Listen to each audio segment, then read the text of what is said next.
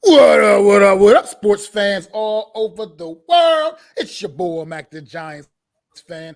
I got my guys, the Horsemen with me, Zion Zenith, NYG Jeffy T85, Adam Costas. Y'all know what it is. It's the Premium Takes Podcast.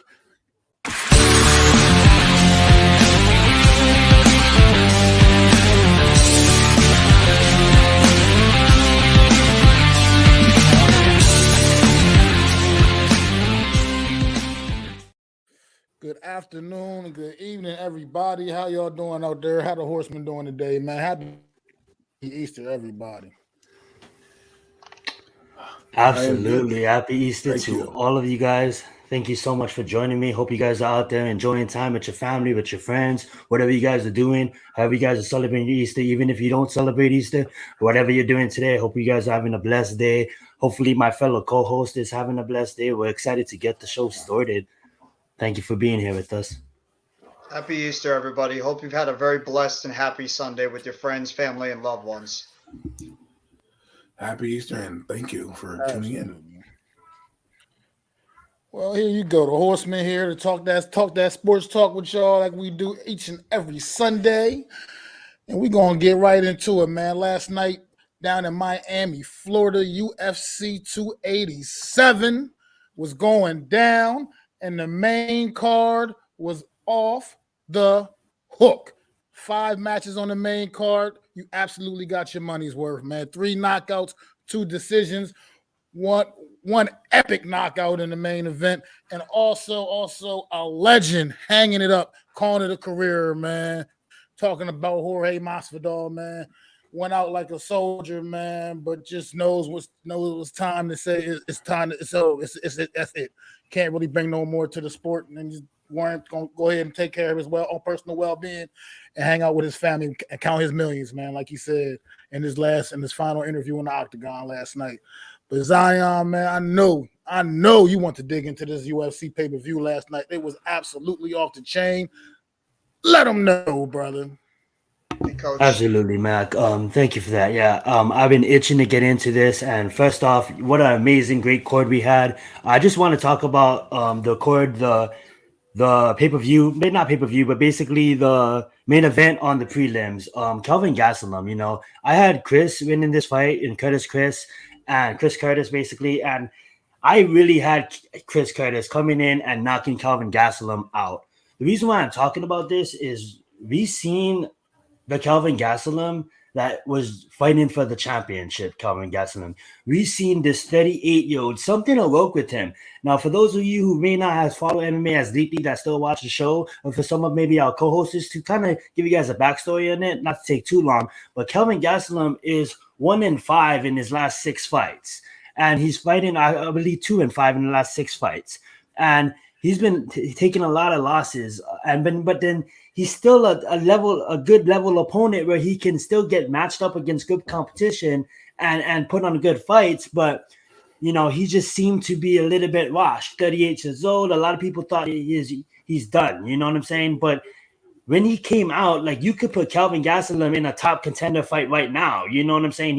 He can fight a top 5 guy in the division right now. So I just wanted to say a little shout out to Kelvin Gastelum for, executing what he did last night, because he looked phenomenal. He was 38, but he is damn moving like he was damn near 29 or something. You know what I'm saying? Like, it looked amazing. And believe me, I believe Kelvin Gastelum's 38. I might have got my age mixed up with Masvidal. But Mac, did you see this fight by any chance? I didn't catch any of the prelims, man. I was at work, so I didn't get to catch any of the prelims. But I just got home for the main card. Absolutely. But we're going to talk about the main card right now. Excuse me if I got Kelvin's age wrong, fam. But if you guys didn't, and go check it out on UFC ESPN Plus. Let's get into the main card.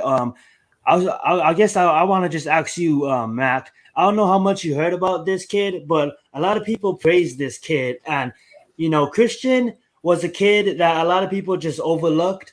One of the reasons why people praised Royce Jr. is just what he's been able to do. If we click on his name here, he's been able to just demolish competition in a way of submission and 1 TKO. But at the end of the day, who has really been fighting? And at the end of the day, he's so young that he's only 18. I do want to get your thoughts on this fight. All I'm gonna say on it is the kid will develop. He's only 18. He was in there against a grown man that's 25 that had, had better experience than him. And one thing I'm gonna say to Junior, I love the confidence, but you don't go out there and don't say you're gonna take this division's championship, you're gonna take that division's championship, you're gonna take that. No, hold up, dude. Be humble, stay humble, man. You're gonna be great one day, dude. But dude, that's just too much, too fast, man. You have to respect the game. That's not respecting the game if you say you're gonna go out there and win all of this. There's But can I ask a question? I'm not a huge UFC guy, they know, but I want to. What do you want the kid to say? He's 18 years old. He's trying to come into a division where grown men are on his side. So I'm just playing devil's advocate. That's all. That's a good question. I'm gonna finish off. I'll let Matt go. But you wanted to answer that, Matt? You're more than welcome to. No, I was just gonna say, so like, here's the thing. He's young, he's cocky, he kind of has a right to be, man. He came in, he was the favorite in this fight. But the issue is what you already said the main word. You said the key word already, Zion. This was experience he was going up against. He underestimated the experience of Christian Rodriguez, and that was his downfall. He came out too hot in this fight. He expended absolutely all his energy in the first round, trying to finish Christian in the first round. It did not work. And in the second and third round, Christian took this fight over and he won a decision. And that's exactly how it went down. That's just his lack of experience, his lack of maturity. Yep. This kid is going to be an absolute star. He's going to be an absolute star. But he just right now, this is a humbling experience for him. Humbling. And hope he learns from this mistake.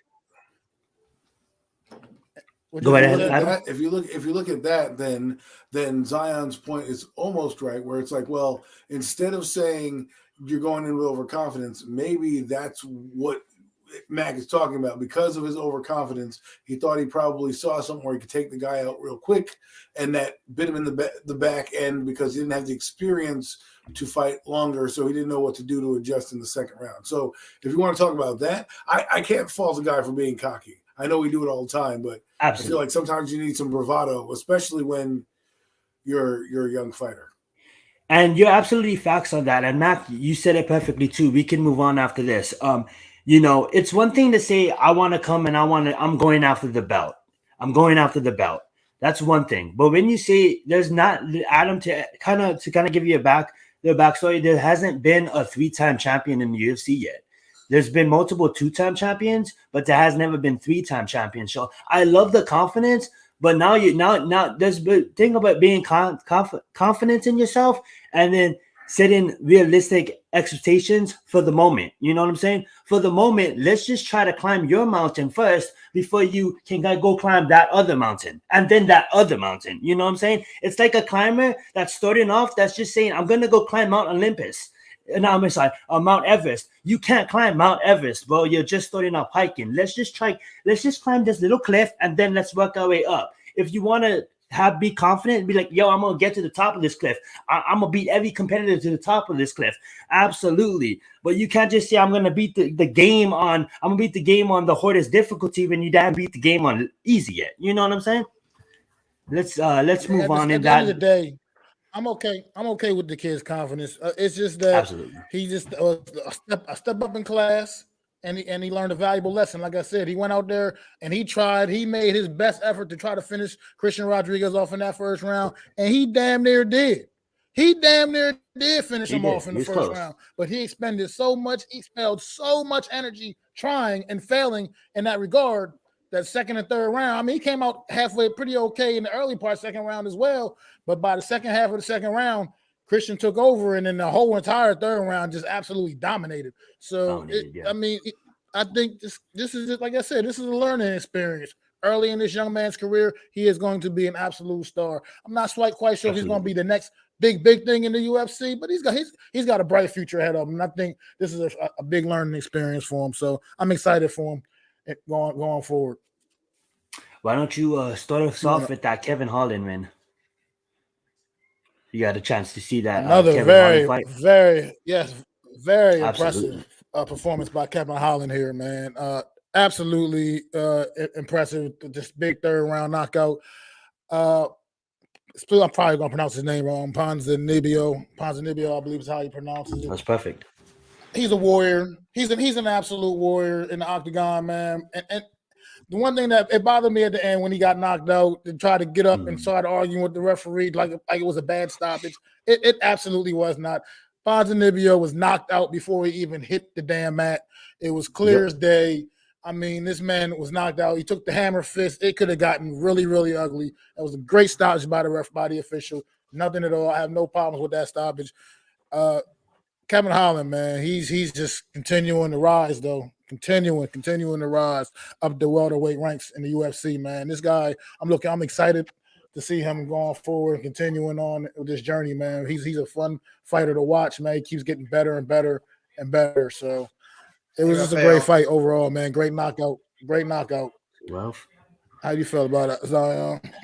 Absolutely. Not to spend too much time on it. I just love the fact that everything you said was correct. Not to echo that. I just love the fact that he stopped in the middle of the fight, obviously doing Kevin Holland things, talking to Trump, talking to Dana White, just doing Kevin Holland things, still come out there, get the knockout. Let's get it. Good job on Kevin. This really made me mad. I have to admit, I was an Adrian fan. Like I thought this kid still can. But I mean, like this kid was just on a tear.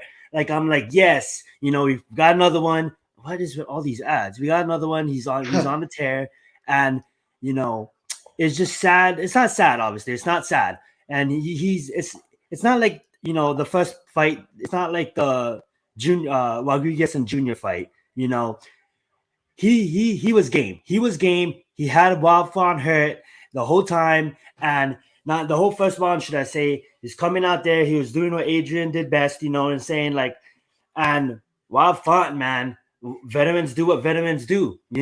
He took everything that the kid had and then he gave it back. And then when he gave it back, he showed some young Wild Font that we hadn't seen for a while. And that's why I give Wild Font his respect. Like, I hate the fact that, Adrian, he basically took that. Now, okay, you was probably right there in 3-4 fights for 5 fights, basically fighting for the championship. And now let's just reset that. And, that's the game of MMA. That's how it goes. Highly a favorite, majorly upsetted. But shout out to Wild Font, man. Vicious on what he did. And I can't say anything nicer than that, man. Congrats to Wild. What do you think about that fight? Give me 1 second real quick. Coach Darren Caldwell is still fighting. He's does a lot. He fights in Bellator. Not really doing too much UFC stuff. He's been on the Bellator stage as of late. But as far as this fight, absolutely the upset of the night right here. This was the shocker of the night, the biggest head scratcher. Not only did he knock him out, he knocked him out in the first damn round. So, it was like you said, it's unfortunate for Adrian, man. It's definitely going to be a step back because he definitely needed this victory here last night. And it's once again, like I said about what you called earlier, it's a learning experience, man. You live, you learn, and you got to move on. And you got to keep plugging away, man. UFC, we've seen UFC over the years, man. It goes down, and you never know what can happen, man. But he's going to pull himself back up out of this because that was it was a kind of bad L. The fight he definitely should have won. Like Zion mentioned, he was a heavy favorite. This was definitely the upset special of the night, and the fact that it was a first round KO is it was rough. But hey, that's the UFC, man. That's why you love this sport, man. It's absolutely why I love this sport. And one thing that I love about this sport is exactly what you just said about Rochas, about Giannis. In boxing, you get 3 wins, it's a wrap. Sometimes you get 2 wins, it's a wrap. It's 2 losses. Sorry. You get 3 losses, it's a wrap. Sometimes you get 2 losses, it's a wrap. The UFC, you can be a veteran with 17 losses and still sell out. You know what I'm saying? Obviously, everybody was here to see, Izzy the main event, but most people was here to see Masvidal. And I'm gonna let you just begin. We do have some breaking news. What's the breaking news? Let's get it. Odell Beckham Jr. to the Ravens. Oh yes. We are going to get that news, and it is a segment coming up on the show, guys. So yes, we are going to get into that, and that is confirmed now. Adam just confirmed it. OBJ just signed with the Baltimore Ravens. We're going to get into this. after our WWE segment. So stay around. We're wrapping up UFC. We're gonna wrap up WWE, and then we'll get into that. Go right ahead, Mac. Well. We got a fight between two absolute warriors of the octagon right here, man. This is what the epitome of the UFC right here. This is what it's all about, man. Gilbert Burns, Jorge Masvidal, man. Jorge, coming into the fight, most pretty much knew that if Jorge lost this fight, that he was pretty much going to make this one his last. And just what to say, I kind of didn't really expect Jorge to get this dub, man. It's been kind of trending downward lately, as of late, but that's you getting up there in years, 20 years in the octagon, man. That's a long time be getting your head beat in, So, shout out to Jorge, man. Like you said, he just go ahead and ride off into the sunset and count his millions, man. But he is definitely a legend. He's definitely a future Hall of Famer in the UFC, man. And he's just one of those special talents that's going to be missed in the octagon, man. Gilbert Burns just doing what he does, man. This dude is just absolute machine. Gilbert Burns is definitely one of the top stars right now, man. And this was just it was a great time seeing these guys in the octagon last night, man. It was a good fight, but it was dominated by Gilbert Burns. It wasn't really there was no doubt that he was going to get that decision once the fight went the distance, But Jorge Masvidal, he still hung in there. He stood his ground. He still went out on his own terms like a soldier, man. And just shout out to another great UFC legend, man, riding off into the sunset. He had his family there, and it was good. It's a good visual to see, man. And like I said, his post-fight interview said it all, man. He said it all. It was great. Great for Jorge. I'm proud to say I got to watch this man for most of his career. Jorge Masvidal doing great things in the octagon, man. Great career for Jorge, man, and happy for whatever's next for him. I have a question. What would you consider his legacy in terms of being one of the all-time greats? Would you list him as like a top 3 UFC all-time great, or would you probably put him in somewhere in that upper tier, but not quite to like, the all-time legends in terms of the top UFC fighters of all time? I think what you just and you can share your opinion on it too, Matt, please. So I would say in the UFC it's kind of different. Yeah. It's kind of different. So like in the UFC, we have your clear out, like your GOATs. We call it the Mount Rushmore, the GOATs. So your GOATs would be people that would be the best in the world. So that would be your John Jones of the world, your GSPs of the world, your Khabibs of the world, your Amanda Nunes's of the world. And then we have our somewhat fan favorite category legend prize fighters.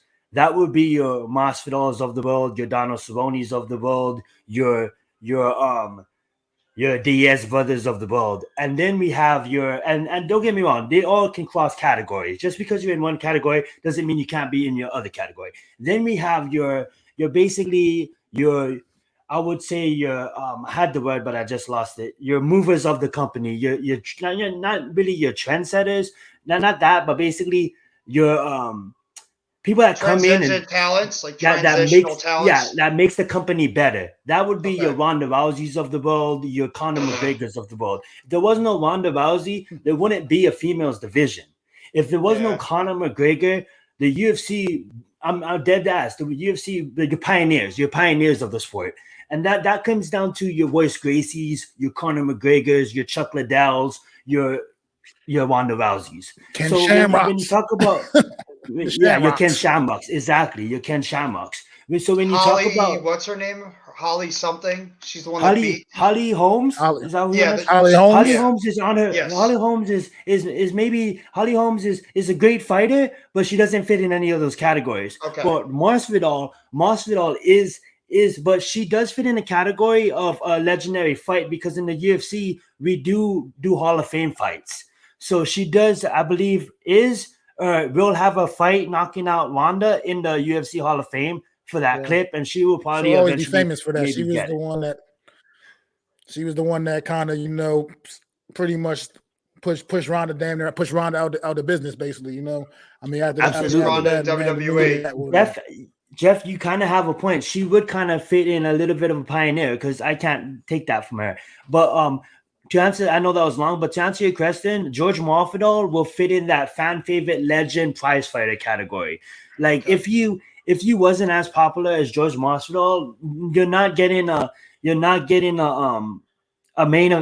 co-main event with 17 losses. You're not getting booked to fight Gilbert Burns, one of the contenders in the division, with 17 losses. You know what I'm saying? And if you Yeah. look at his entire career, what makes it so special is from those 50 fights, there's no you look at since his fifth fight on legends. Like I mean talking names after names after names, and that's why they're considered prize fighters. You know, Never they're back fighting the down best from from the anybody. best.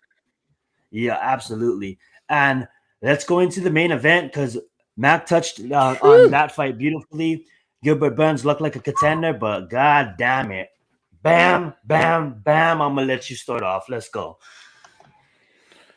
Whew, Israel Adesanya, he took that monkey off his back, Bam. man. Alex Pereira has been a thorn in this man's side, and he finally got some get back last night. This was one of the most epic knockouts you ever want to see, man. I mean, he said in his post game interview that he was like, post fight interview that he was, playing a little possum, and maybe he was, but Pereira was getting him with those leg kicks, and he definitely had felt one right before he knocked Pereira out, man. He felt one of those kicks.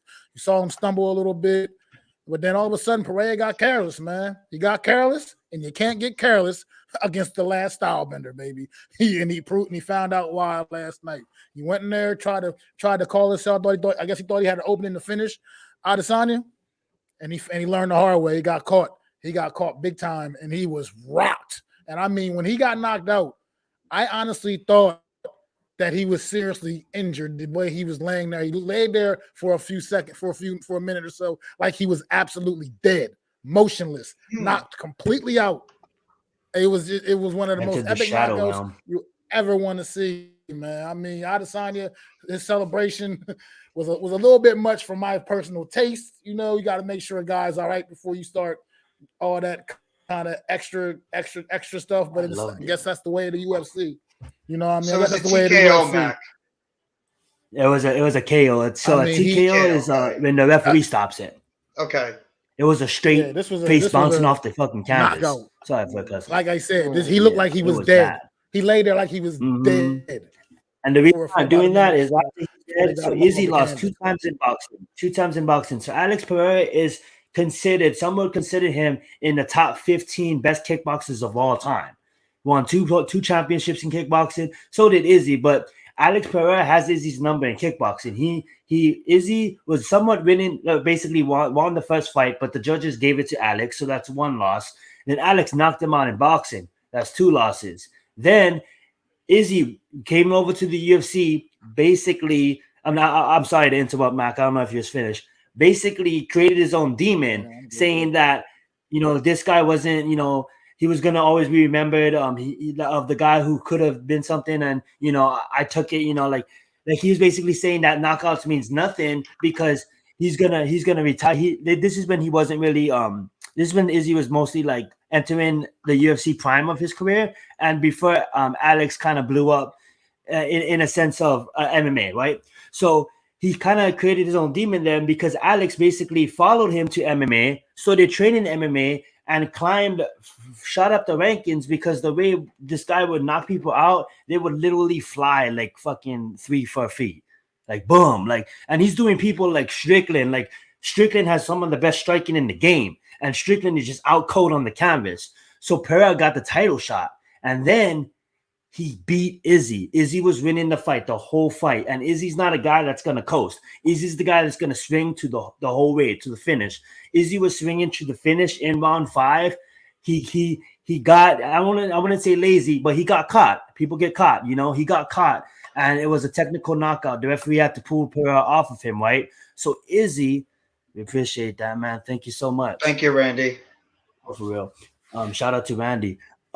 Izzy basically lost his title, and Izzy was 23 and 0 in the middleweight division, only losing one time when he moved up to middleweight. To light heavyweight. So when Pereira beat him, it basically set the world on fire, right? So for him to come back, and the reason why he fired those 3 hours at the end of the fight is because of the fact that he lost 3 times. So that's 1, that's 2, that's 3, and now, and like Max said, Tudo. what's up, Tudo in the house? Let's get it. Like Max said, man, Alex Pereira was just knocked unconscious, hoping that he was alight. I think we covered that. Mac, I don't know if you have anything else to say about that event. I think we've covered it pretty good.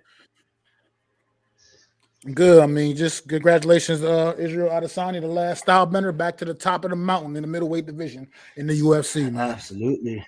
And I think Pereira moves to 205 and try to go dominate there. We'll see what happens. Absolutely. I love that. Exactly. Let's get into that real fast, Randy. Once a dog, the chain came off at the press conference. Basically, he had a chain on, a dog collar on, basically, and the press asked him, "What is that on your neck?" And he's basically, "This is a dog collar." And then they're like, well, what do you mean? He's like, "This comes off on Saturday." Shout out to, I believe it was Jet Li Unleashed, when Jet Li took the dog collar off. And you guys know what happened. So let's get it. I know Max the host, I know you wanted probably to transition into the WWE, but I asked the boys if I can kind of cover this real fast. So I don't know if you guys heard about this, but Endeavor, basically a big multimedia company in the Los Angeles area, has basically acquired the rights and had bought the WWE from Vince McMahon. Now, what that means is basically these are the same owners of the UFC. When Endeavor bought the UFC, they bought the UFC at $4.2 billion. And the UFC's value today is a $12.2 billion company. And that happened about 6-7 years ago. So now, what does this mean to the WWE? What does this mean to the UFC? It doesn't really mean anything off the back. Nothing's going to really change between the companies. Vince McMahon is a well-respected guy. So Vince McMahon has a large part in this new company that they're going to create. It's valued at $21 million. It's 9.9 valued at WWE and 12.9 valued at the UFC, coming together to create this whole new company.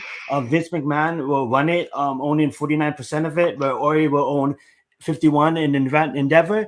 Dana White will still control the UFC side, whereas in, whoever controls, you guys know more about WWE, that will control the WWE side. So against Triple H, the game, whatever he goes by, and Vince McMahon. And basically, this is for the stockholders. If they want to buy stocks, now both companies will be under the same umbrella.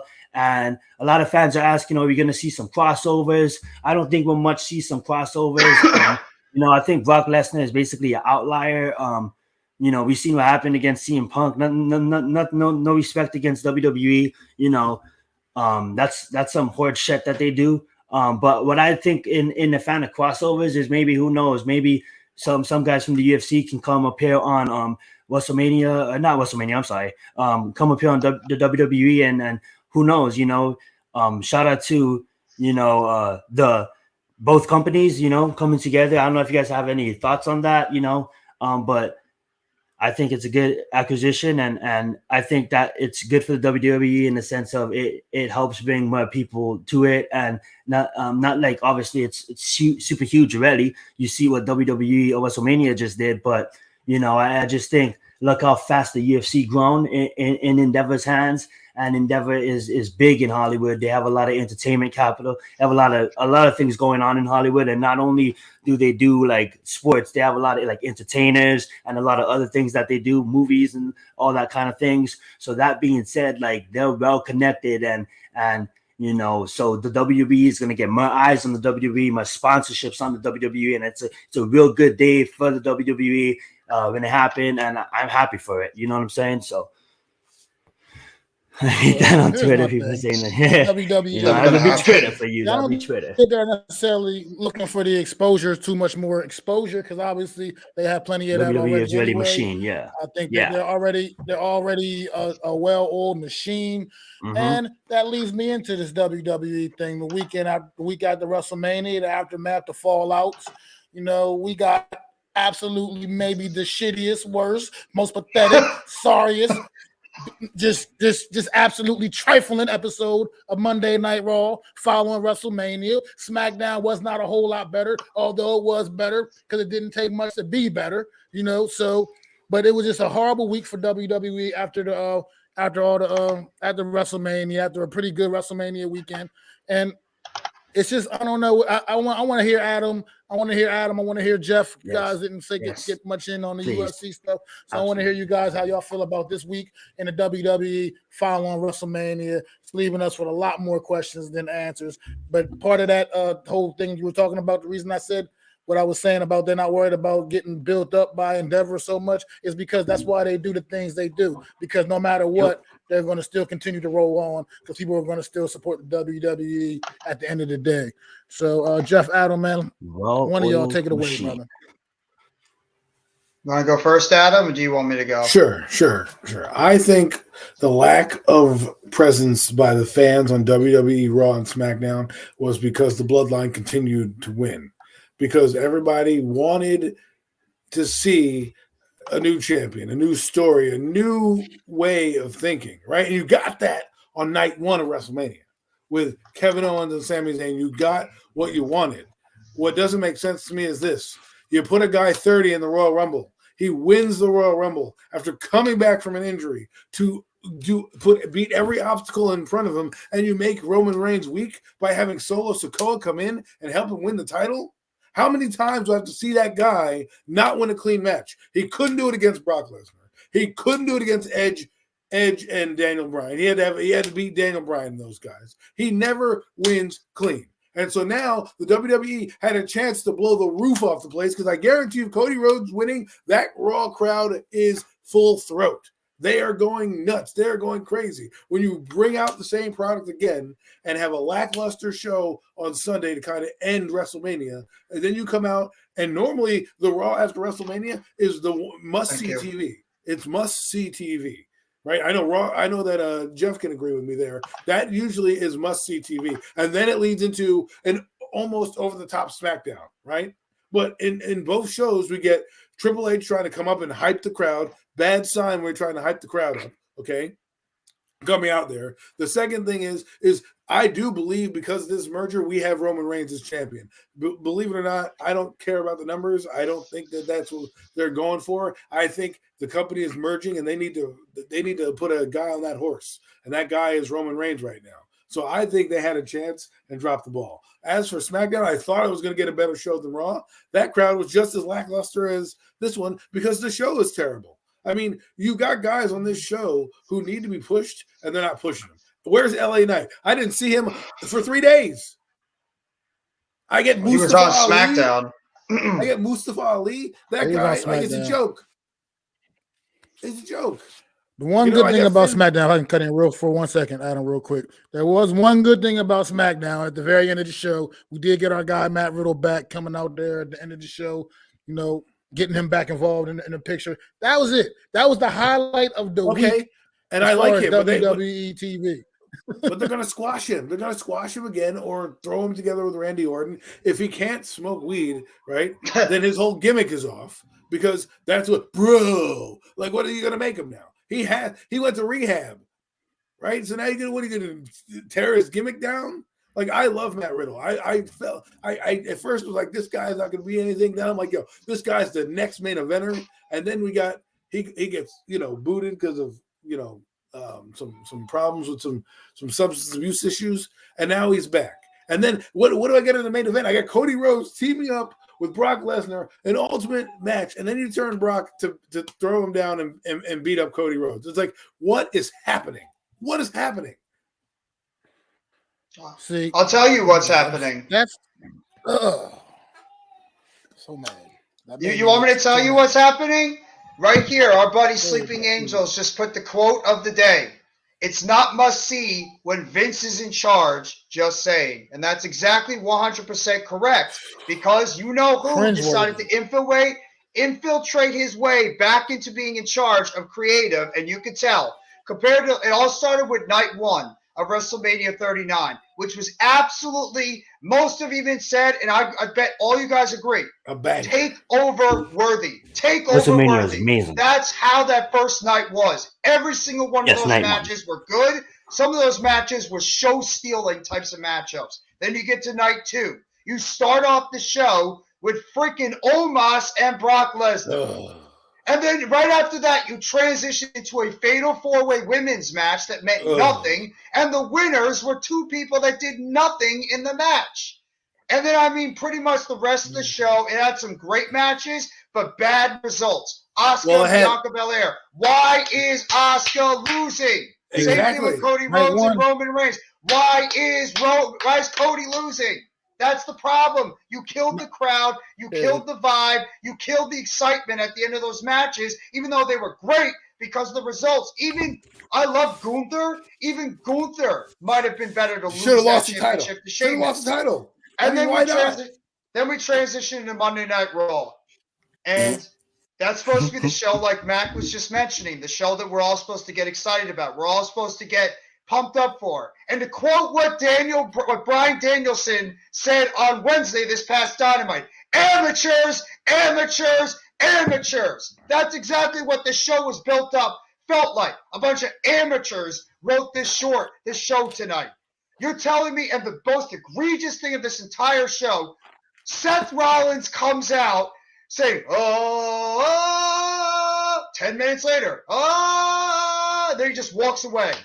No point. You had producers coming out telling him that his segment is cut off. So you basically had him come out there looking like an idiot. Everybody's singing a song, and then he leaves, and nothing happens. And then Damage Control, you might as well call the show Damage Control. And Damage Control goes out there. You don't have Bayley with them. Then you're hearing rumors about Bayley maybe not wanting to be there, Asuka not wanting to be there, Drew McIntyre saying he might want out. You're hearing all this Damage Control, no pun intended, behind the scenes. You're having Brock Lesnar and Cody Rhodes rehashing John Cena and Brock Lesnar circa 2013 after The Rock beat John Cena at that WrestleMania, and then he attacks John Cena the night afterwards. It's like rinse and repeat with Vince McMahon behind the storylines. And then SmackDown, I'm sort of intrigued because they're trying to play off this storyline of Jey Uso turning babyface and going against the bloodline. I guess Jimmy too, but still, the bloodline is still front and center. And then you have a useless women's division match, or women's division segment between Rhea Ripley and Bianca Belair when you were supposed to have 2 triple threat matches to determine your new Raw Women's Championship. But instead, you had Rhea and Bianca go against each other. And then why the hell did you have a tag team women's match on Raw when you just crowned number 1 contenders on the show before? Vince McMahon, ladies and gentlemen. That's why you had the crap show on Monday. And Triple H, like Adam just said, he went out there and he did Damage Control. He wanted to let the fans know, everything's okay. Everything's just fine. We're here together forever. Together forever. Rah, rah, speech. Bullshit. That's exactly what it was the entire time. It was BS. It was Damage Control just to make the casual fans feel a little bit better when the real fans that know the business inside and out know what exactly is happening behind the scenes. And that's exactly the crap that we got on Monday, which was the most abysmal show I've ever seen after Raw after WrestleMania. And Jay White, thank God he went over to Thank God Jay White was smart and decided to show up on Dynamite, which that's the type of show we should have gotten on Monday. Dynamite was must-see. And you know what? Kudos to Tony Khan for doing what he did on Wednesday instead of the garbage we got on Monday and for the most part on Friday. I'm done. You guys can continue. Well, I think I'm going to start switching here on we go. AEW. Well, look, here we go with Raw. Here's the thing. The show starts off. You got like a promo for it was like a half an hour long. I mean, it was something like that with Cody Rhodes and Roman. And then, they kind of faked you out like you were getting ready to get something really cool happening. Brock comes out, I'm going to team up with Cody, high five. And in my mind, and this is no bullshit, in my own mind, I said to myself, something's fishy about this. Something's just not right. I knew something wasn't right. It was too good to be true. Because if you notice the storyline with the Brock and Roman Reigns thing, Brock Lesnar cannot challenge for a world title as long as Roman Reigns is the champion. You know what I mean? Anymore. So that when they put that little extra clause in it, anybody want to come team with Cody Rhodes, you're never going to get a title shot with Roman Reigns or whatever. And then Brock Lesnar music came on. I thought it was absolutely genius at first because it didn't matter because it didn't affect Brock Lesnar because he couldn't get a title shot anyway. So it was just an opportunity for him to come out there and maybe him and Cody kick Roman and Solo Sikoa's ass in the main event. But I knew it was going to be too good to be true. And of course it was. And of course it absolutely was. Yeah, and what's the point? And the show, just the whole entire show was absolutely it was just pathetic. The night after WrestleMania, and that's what you give us. You know what I mean? As fans, you Bad Bunny getting destroyed by Damian Priest. You got That's the just cast about of Mac. Bel Air That was out one of there the in the crowd. highlights. That's the show. That was one of the highlights. You invite these guys to see this show, but at the same time, I don't. It's just the whole show. Well, It was just, if that's going to be the highlight of your show, then that's bad. The night after Mania, that's going to be the highlight of your show. That's not a good thing. I'm sorry. That whole nonsense at the end with Brock Lesnar beating down Cody Rhodes, that was absolute nonsense. It makes no sense. There was nothing that led up to that. Nothing at all. It was just something on a whim that just happened because Vince McMahon in the back said, "This is what I want to do now tonight, guys. I want to go down there. I want you to go out there, Brock, and I want you to just destroy Cody Rhodes. I know there's no history. I know there's no reason for it. I know there's nothing that led up to this, but you just go out there and you just absolutely take it to Cody Rhodes and you just destroy him. There's not going to happen." What the hell was that? What the hell was that? It was trash. And like I said, the fact that the highlight of the WWE week was Matt Riddle coming back at the end of SmackDown, like that was the absolute highlight of the week. I mean, it was. At least for me, he showed up on Monday Night Raw. He showed up on Monday Night Raw. I'm a big fan of his. But why couldn't he?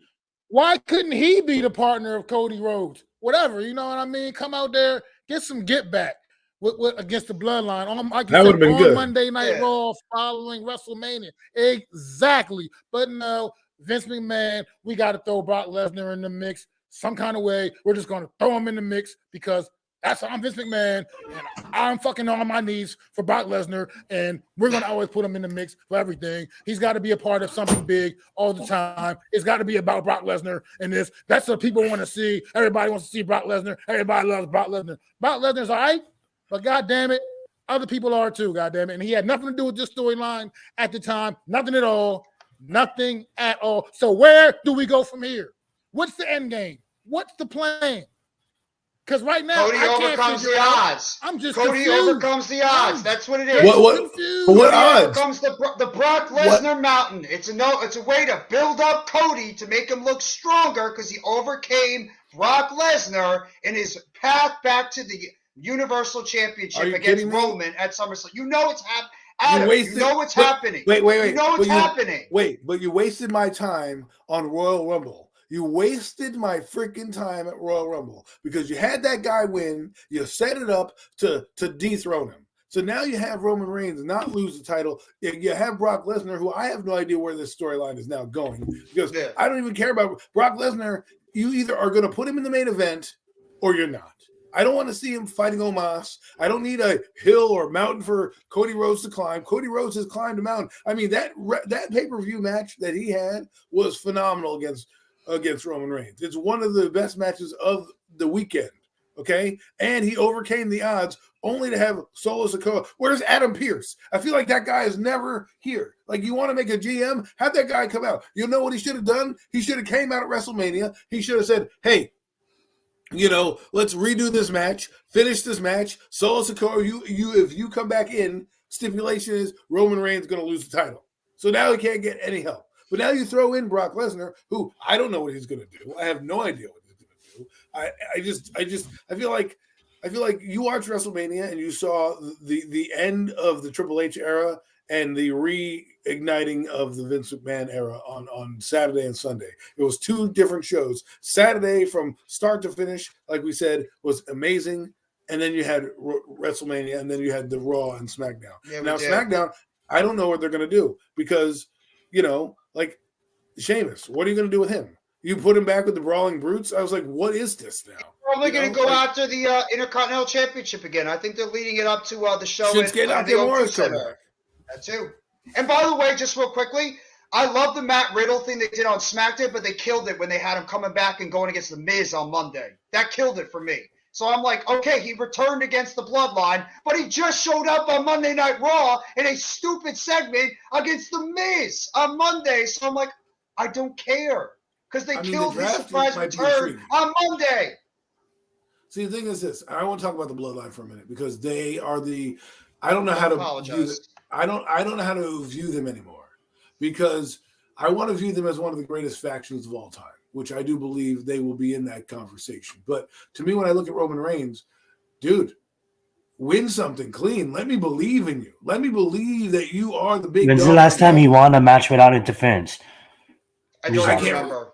I can't remember. Wow. Before 2020.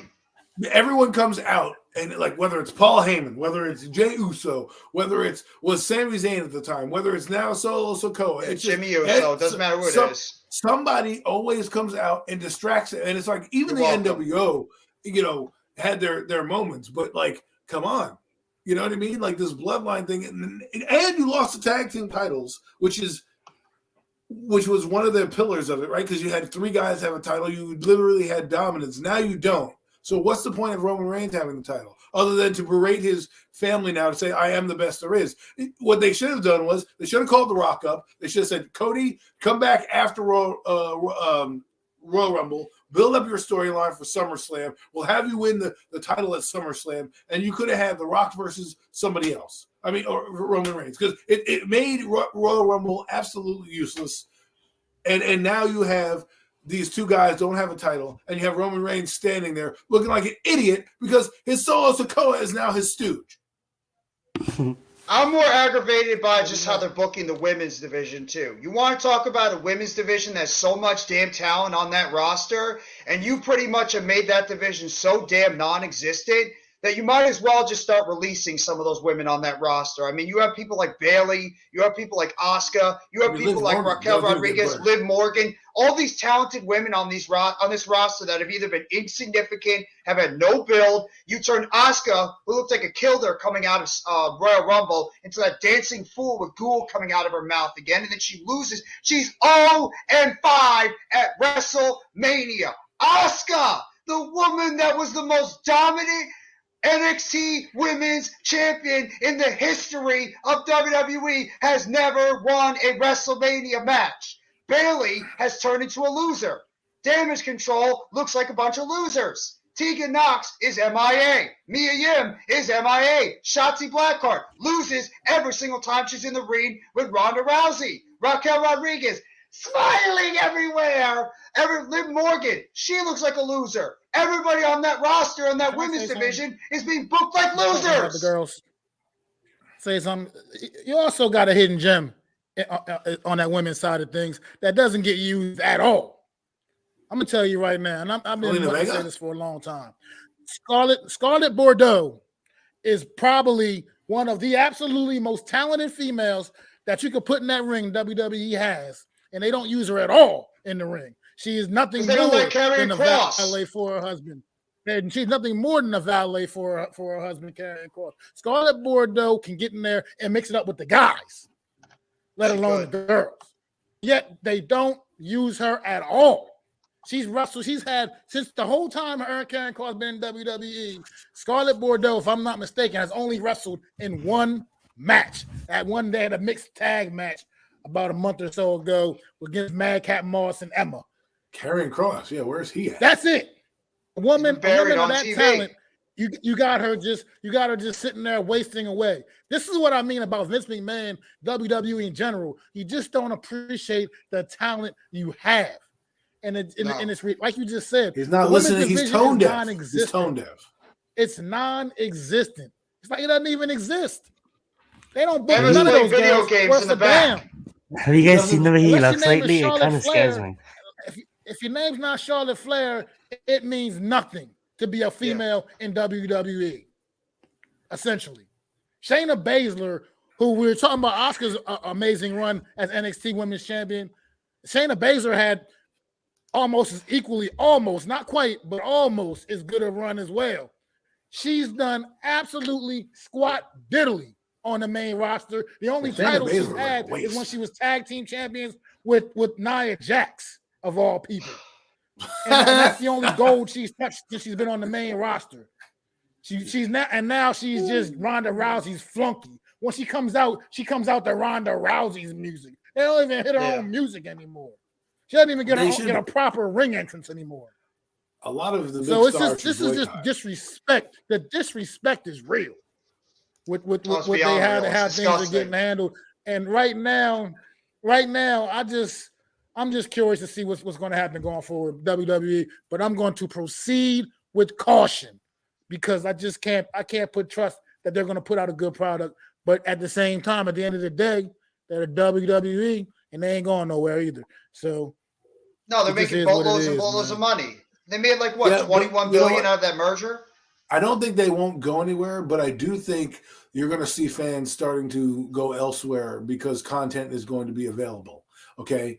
They're going to go to the UFC. They're going to go to AEW. They're going to go to New Japan and Impact. If I'm those companies, I'm looking at WWE right now as product, and I'm saying, how can we capitalize on this? You're already hearing stars are disgruntled, right? Yeah. You start to pull major stars out. You can only ride the Brock Lesnar and Roman Reigns coattails for so long, right? It's already getting stale, right? When I feel like this is the era of the Triple H era. Right, with Triple H, you would always win a title. You're just like again Triple H, again Triple H, again Triple H. It was and John Cena at some point when John Cena was winning titles, and Batista too. Right, it's like all you do is just keep it on these guys, and it's like why do you keep doing that?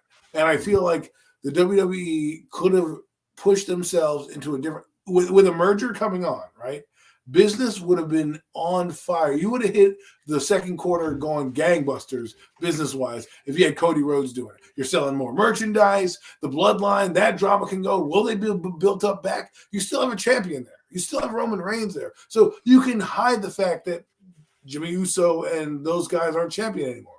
Because, hey, we still have Roman Reigns. Until you get the belts off of Roman Reigns, the product is going to be the same. Well, Can I say something? Yeah, go ahead. If I ran the company, the black title is going to Cody, the blue title is going to Drew McIntyre, and then when AJ comes back, he can get whoever he wants. Like I just kind of feel like what you guys are saying. Like the reason why I turned off Monday Night War is just basically like not saying that you guys actually saved me time. So I looked at the group chat and then seeing you guys passionate about the show and seeing you guys discuss it because you guys watch it before me because of the time difference. I'm like, you know what? Like I'm just not even gonna waste my time. But I have to say, as a fan, I really did enjoy night one of WWE WrestleMania. I was electrifying. Even some matches on night two. Shout out the to Intercontinental Championship match was incredible. Might have been the best match of the entire weekend between Gunther, Sheamus, and Drew McIntyre. Absolutely, legendary. But I didn't understand even the stadium. You could tell like what's like Max said. What is the end goal here? Like what now? You know what I'm saying? So the end goal. This is what the end goal is. This is what it's leading to. Cody is going to go into a match against Brock Lesnar at Backlash or WrestleMania. But like what I mean by that question, Jeff, is like what I mean by that is like what's the vision that you see that like if I kind of look at it, I compare it to like Call of Duty in a sense, and what I mean by you're gonna have him win Money in the Bank now.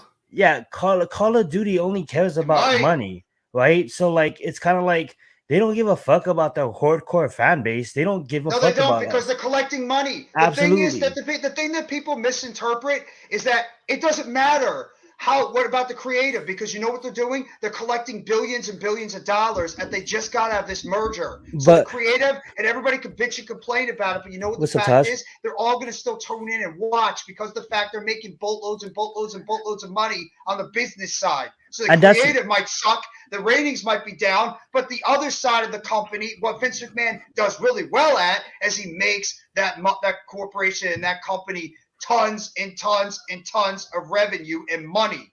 That's the thing that we've misinterpreted, is that the other side of the WWE, they are succeeding massively because of the amount of revenue they're bringing in, and they just had $21 billion they're bringing in from this merger with UFC together that they had partnered up with Endeavor. And I just want to talk about AEW real quickly. That was an awesome show. That's the show we should have had on Monday. That show, top to bottom. I don't know if Mac and Adam, you guys saw that show, or Zion, you checked it out. That show was awesome.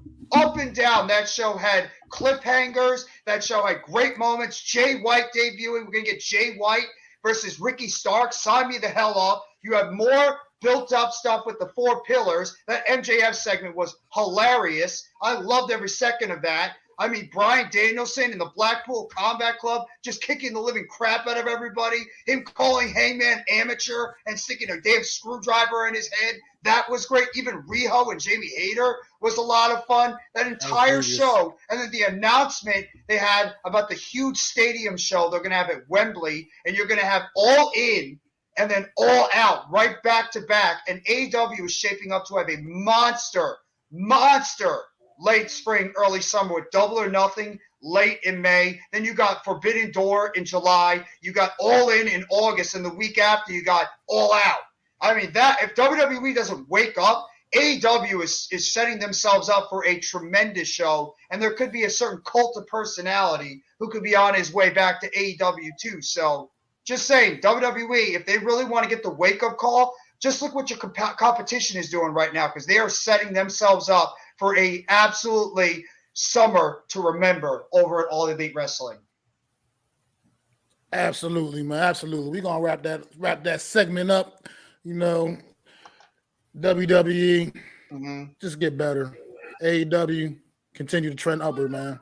Keep doing what y'all doing. But we're gonna move on to the sport we all love the most here on the Premium Takes podcast. Oh, I don't know. I can't say we all love the most. I can't speak for everyone. I love this sport the most. Football, as we all love. NFL, we're getting closer and closer to that NFL draft. Yes, sir. And it's almost that time. I can smell it in the air. They about to get back on the field, get some OTAs popping off soon, rookie mini camps, all that good fun stuff. But this Friday, we did have some big news. We got some big news. Go down a little, about an hour or so ago.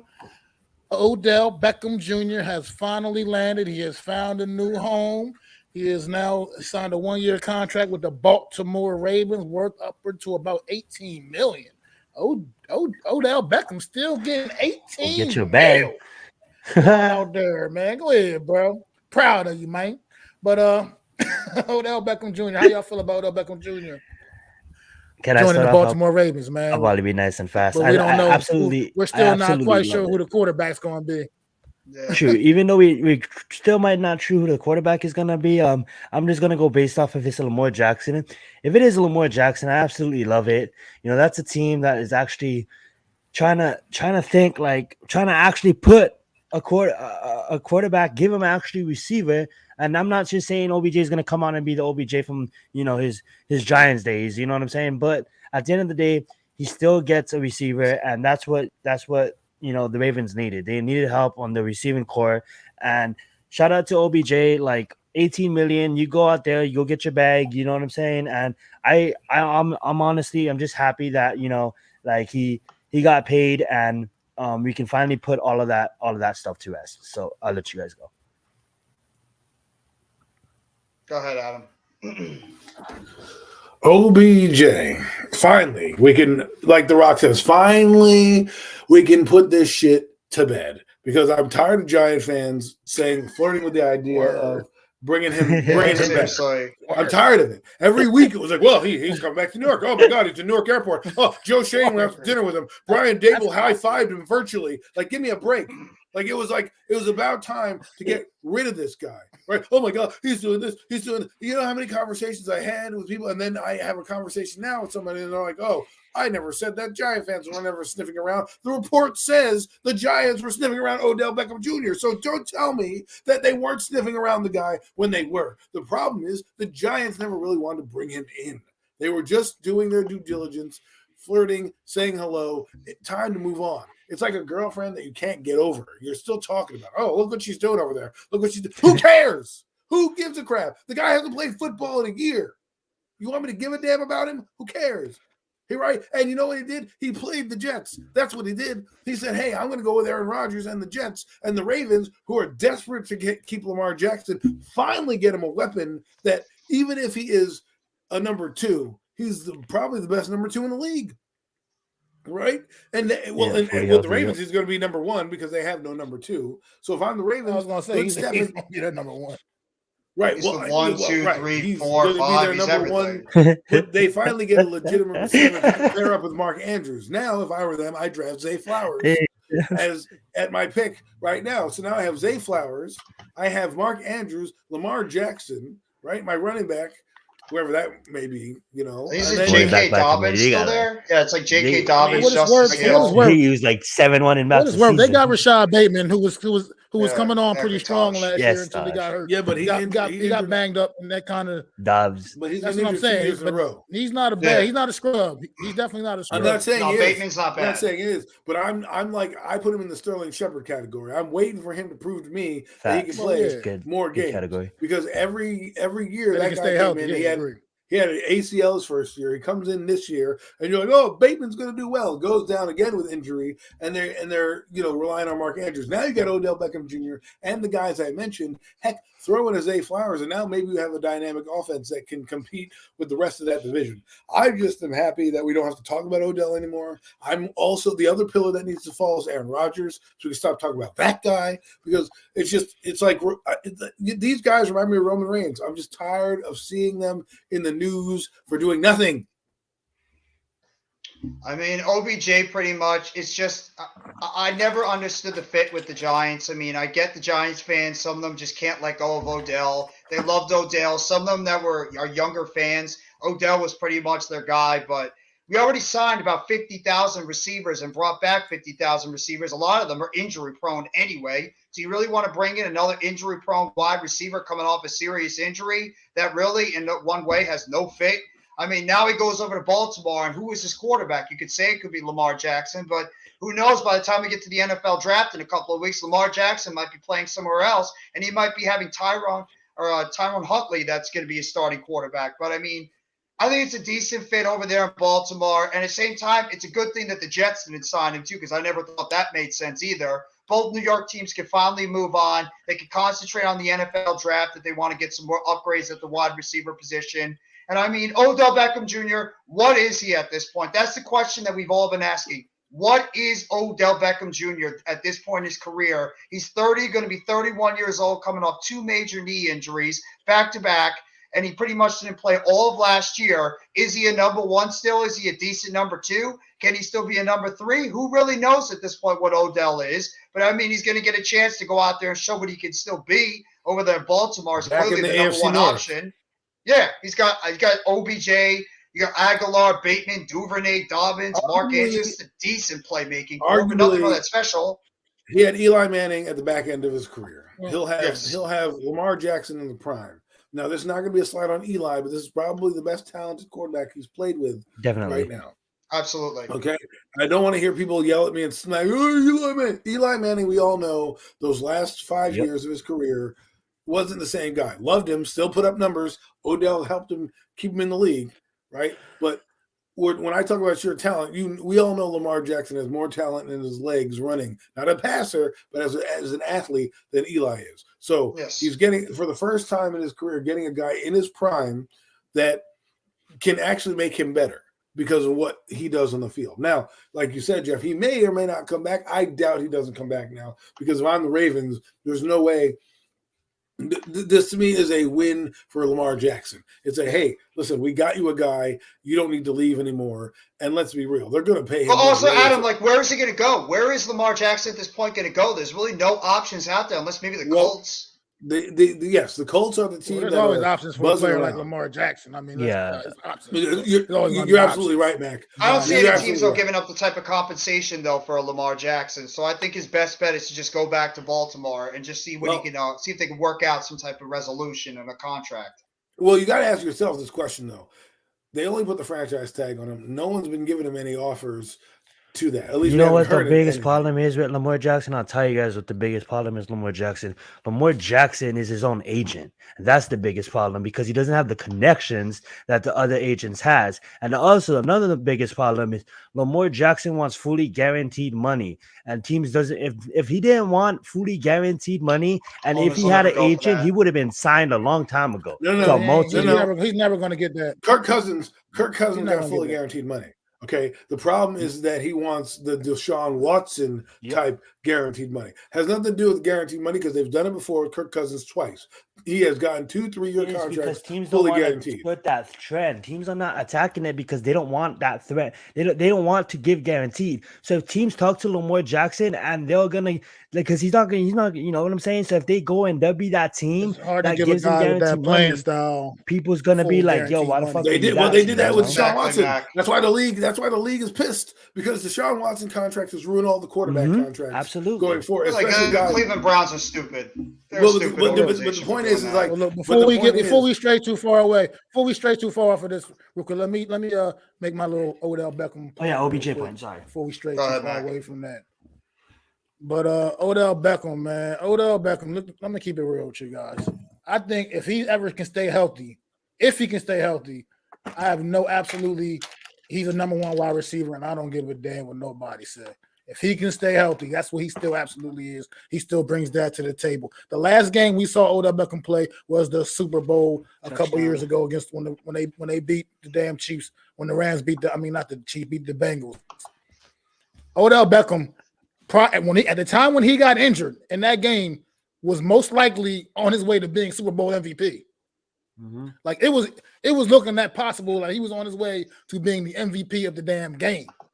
He was out there balling in that Super Close to Bowl 70 before he yards got in the injured, first before he quarter. tore that before he tore that knee up. So there's no doubt in my mind what Odell Beckham can do if healthy. The problem with that is that's the thing is he can stay healthy.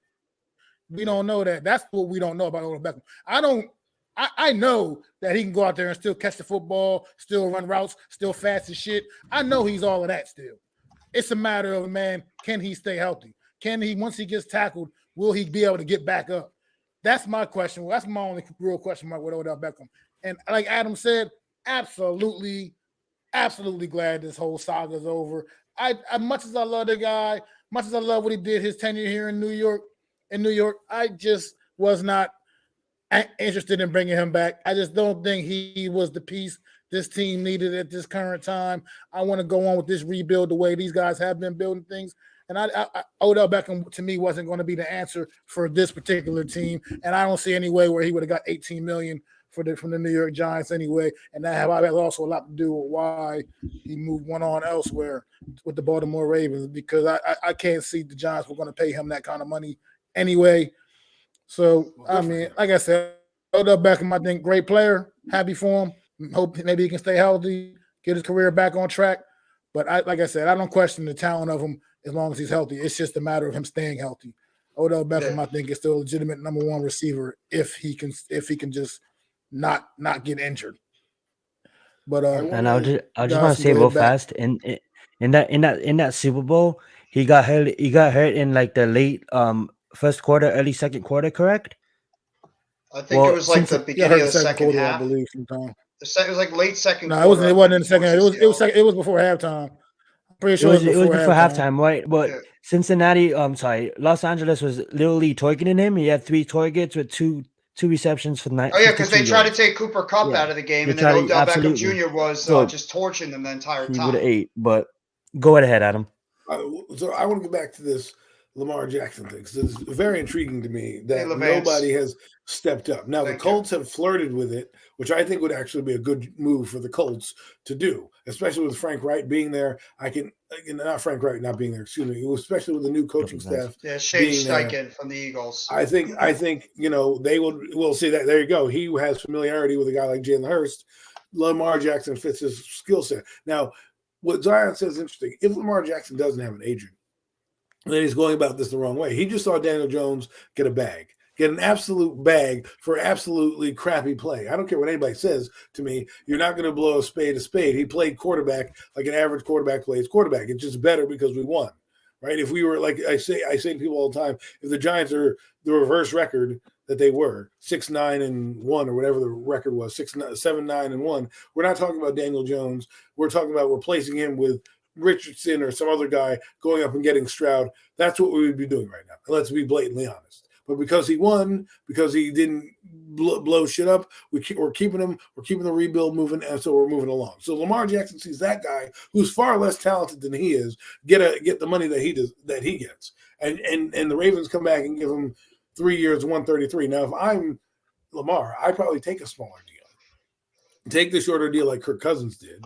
Then you can build yourself another bag after that, right? Because you get your 3-year deal, you're going to be 28. You're still going to be pretty healthy, pretty young. You get your next bag. Now you're probably getting even more money because now the market goes up, right? Because the salary cap is going up and the TV deals are kicking in and all the streaming. So Lamar Jackson is trying to bet on himself, and he might play on the franchise tag, which might be a hindrance to him. So to me, I am concerned with him on this contract. I don't care about paying him because he's good, but the problem is Deshaun Watson did not play a single down for a year, right? And then for this year, played 6 games. And the Browns, be it they're the Browns, gave him a bag that is not even meant to be had with all that guaranteed money. So he's looking at Deshaun Watson now. He said, yo, Daniel Jones, who I'm far better than, and Deshaun Watson, who is better than me, but I am considered one of in that echelon, is getting this money. I deserve that money. And to be honest with you, without Lamar Jackson, they showed you if he's in that playoff game, they probably beat the Bengals. Actually, I'll go ahead and They would have beat the Bengals. Right. Yeah. I'll go ahead and say they beat the Bengals there, right? Lamar's not fumbling that football at the end line. He would have not fumbled that ball. It would have been in the end zone instead of it going all the way back for 99 yards and a touchdown. Right. He had his anomalies this season with the interception. He got injured with the Giants and things like that. Un-Lamar-esque type things. That's why when I said to you guys early on when the Giants beat the Ravens, he did something that Lamar Jackson doesn't normally do, and that was, panic and throw an interception. Right, we think of him as being a more heady player. In the playoffs, we all think that if he's in the game, he's not going over the top, fumbling. He's probably keeping the ball and scoring a touchdown, and he's leaving off as a hero. And now, guess what? Now they'd have to pay him money because he won a playoff game and he looked good. So this is why there's such a conundrum. And what I don't understand is, like Max said, I'm sorry I'm going on this rambling tangent. I do have a point. Max said something that was interesting. He's like, well, teams can line up and swoop in and get Lamar Jackson. Well, why haven't teams done that? That's my question. Is do they know that he's not leaving the Ravens? Do they understand that he's not leaving the Ravens? Is it because he doesn't have an agent? I think he's trying to leverage them. Because it's right there, Adam. It's because he doesn't have an agent, and because teams doesn't want to give guarantee money, and that's it. It really comes down to that. Because like all of the time I've been following this whole Lamar Jackson situation, all these agents and all these people I've been listening to, just say my sources. My sources say that, but the things that I've found out Love is that. he's representing himself. So that means all the time that Lamar Jackson's out there training, if you had an agent, your agent could be calling 32 teams, is constantly connecting with people, constantly texting people. Your agent is doing all of that when you're working out. Now you work out, you get home from working out, and do you really want to sit down, Lamar Jackson, and call 32 teams and really represent yourself to the best of your abilities? No, because from the 10th call, you're already over it because that's not what you do for a living. Guess what? That's what the agent does for a living. The agent gets paid to do that for a living. He gets up to 3% of your contract to do that for a living. So that being said, go out there, Stop representing yourself. Go out there and go get an agent, bro. And at the end of the day, it's the NFL. The NFL is ran by 32 billionaires. They're not gonna budge. If one, they're as much as they don't like each other, they are connected. And if one of them says, you know what, we're not gonna do this resetting of the market. Nope, we're out. Nope, we're out. Guess what? They follow. If as much as we hate him, if homie in Dallas comes out and says something in those meetings, everybody listens, and half of them is like, nah, yeah, you're right. You know what I'm saying? If some of these owners say something, the rest of them, yeah. And that's the reason why. That's what's really going on. And that's why it's taking so long. And the other reason why the Aaron Rodgers situation is taking so long is because Green Bay is so set on getting the first round pick. You're not going to get the Jets' first round pick. So just give up. Give up, Green Bay. You're not getting it. Don't go after the first. Go after the second. Go after something else. And he's the damn Jet. Aaron Rodgers is a That's Jet. the general manager with the Packers just trying to make Aaron Rodgers sweat. That's all it is because of all the stuff that happened with Green Bay this past season. I think that GM is just trying to make Aaron Rodgers sweat. That's pretty much it. He's not getting a first round pick from the Jets. You're not getting that. Most likely, you're going to probably get a second round pick. If that, maybe a first round pick the following year. Yeah. Well, and all due respect, and also, how long is Aaron Rodgers going to play? I'm going to say. All due respect, I'm gonna say fuck you to that though, because I'm not saying fuck you. I'm saying fuck you to that. Offer. That's exactly what Aaron they're saying. If I'm gonna give you Aaron Rodgers, you're gonna give me a first round pick. I'm not giving you Aaron Rodgers. That's why it's taking so long, man. A first round pick. So I mean, I'm just saying, somebody's got to subside. Someone got to give, and both sides are not giving. Both sides are not giving, and that's why it's taking so long. Sorry.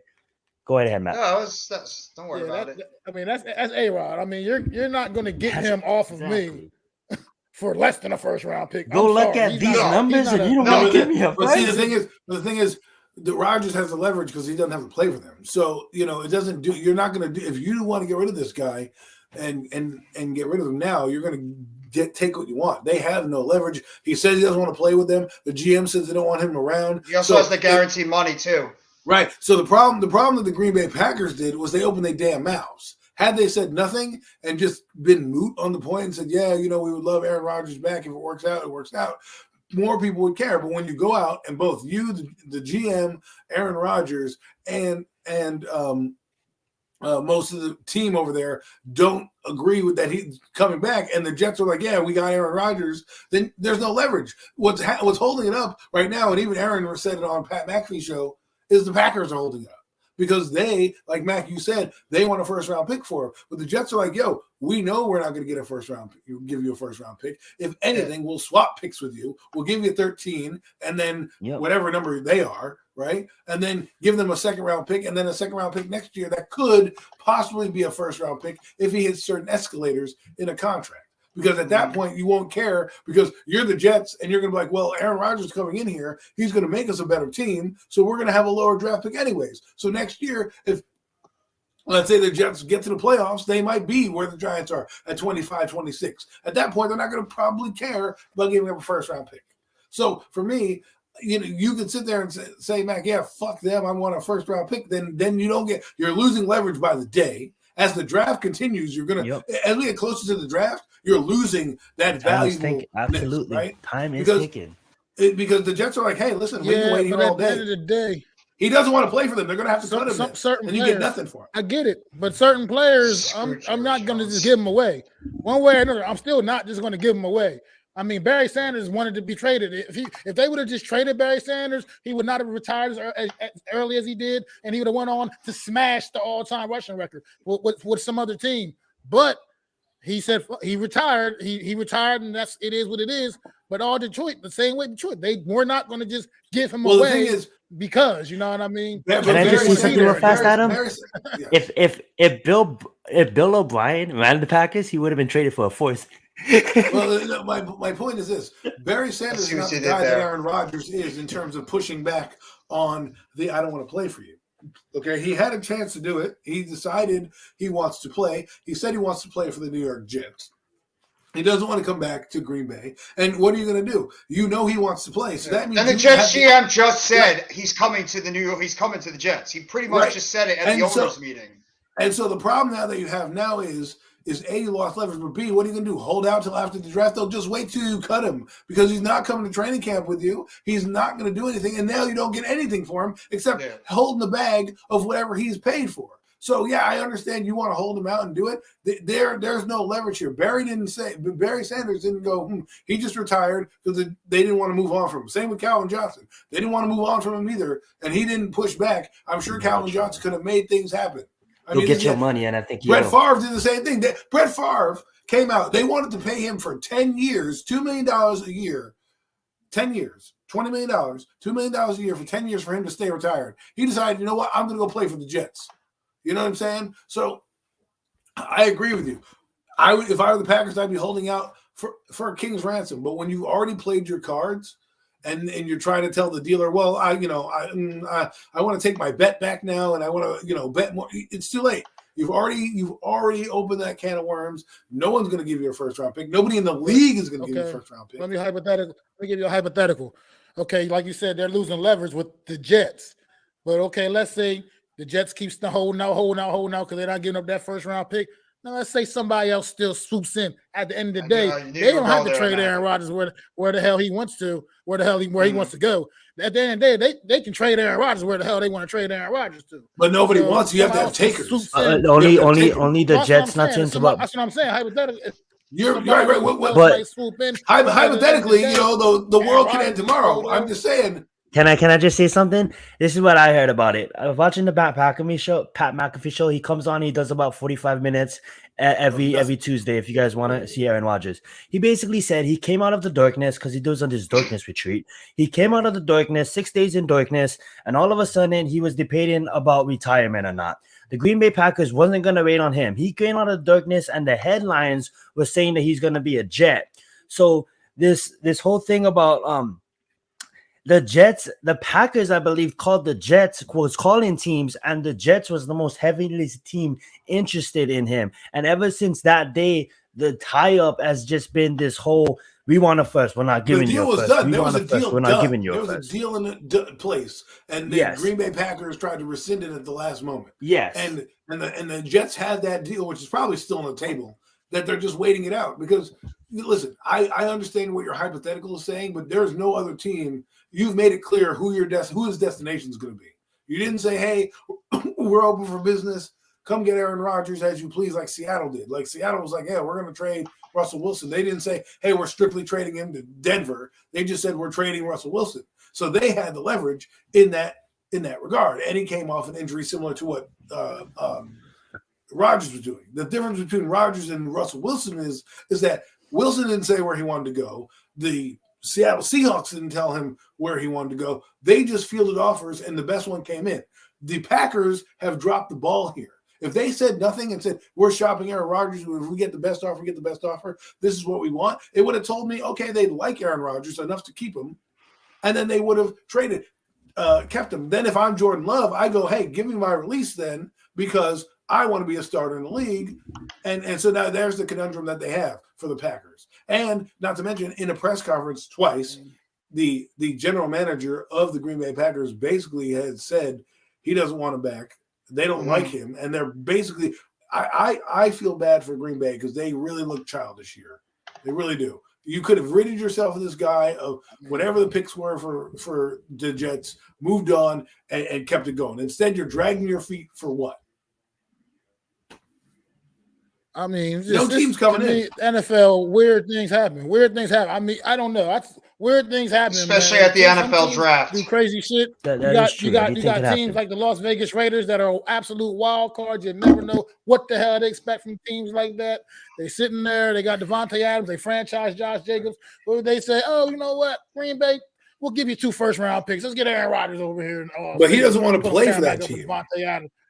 It doesn't matter. This is a he has a no trade clause. He has a no trade clause. So it does matter because he can dictate where he can go. I mean, I understand. Like Odell Beckham Jr. didn't have a no trade clause. They say he wanted to go to L.A. They sent him to freaking go career death in Cleveland. They're saying, you know what? Screw you. We're sending you to the worst possible place in NFL, and that's Cleveland, Ohio, where good careers go to die. Okay, that's what they said. They didn't want to trade him to L.A. like what I can see happening is what to Mac's point. It's like the NFL draft's going on. You know what I'm saying? We have teams that is outside of the elite. Not we don't know if they're elite. Outside of the top three. What I say better said. That being said, at the end of the day, nothing's going on. The Jets are like, screw it. You know what I'm saying? We'll pull it out, even though we don't know who the fuck the quarterback's going to be, but we'll pull it out. You know what I'm saying? They have a stud offense with a lot of receivers there. You know what I'm saying? They're pulled out. Then you have teams like maybe Green Bay don't want him, so they can shop him to teams like Tampa or teams like the Titans.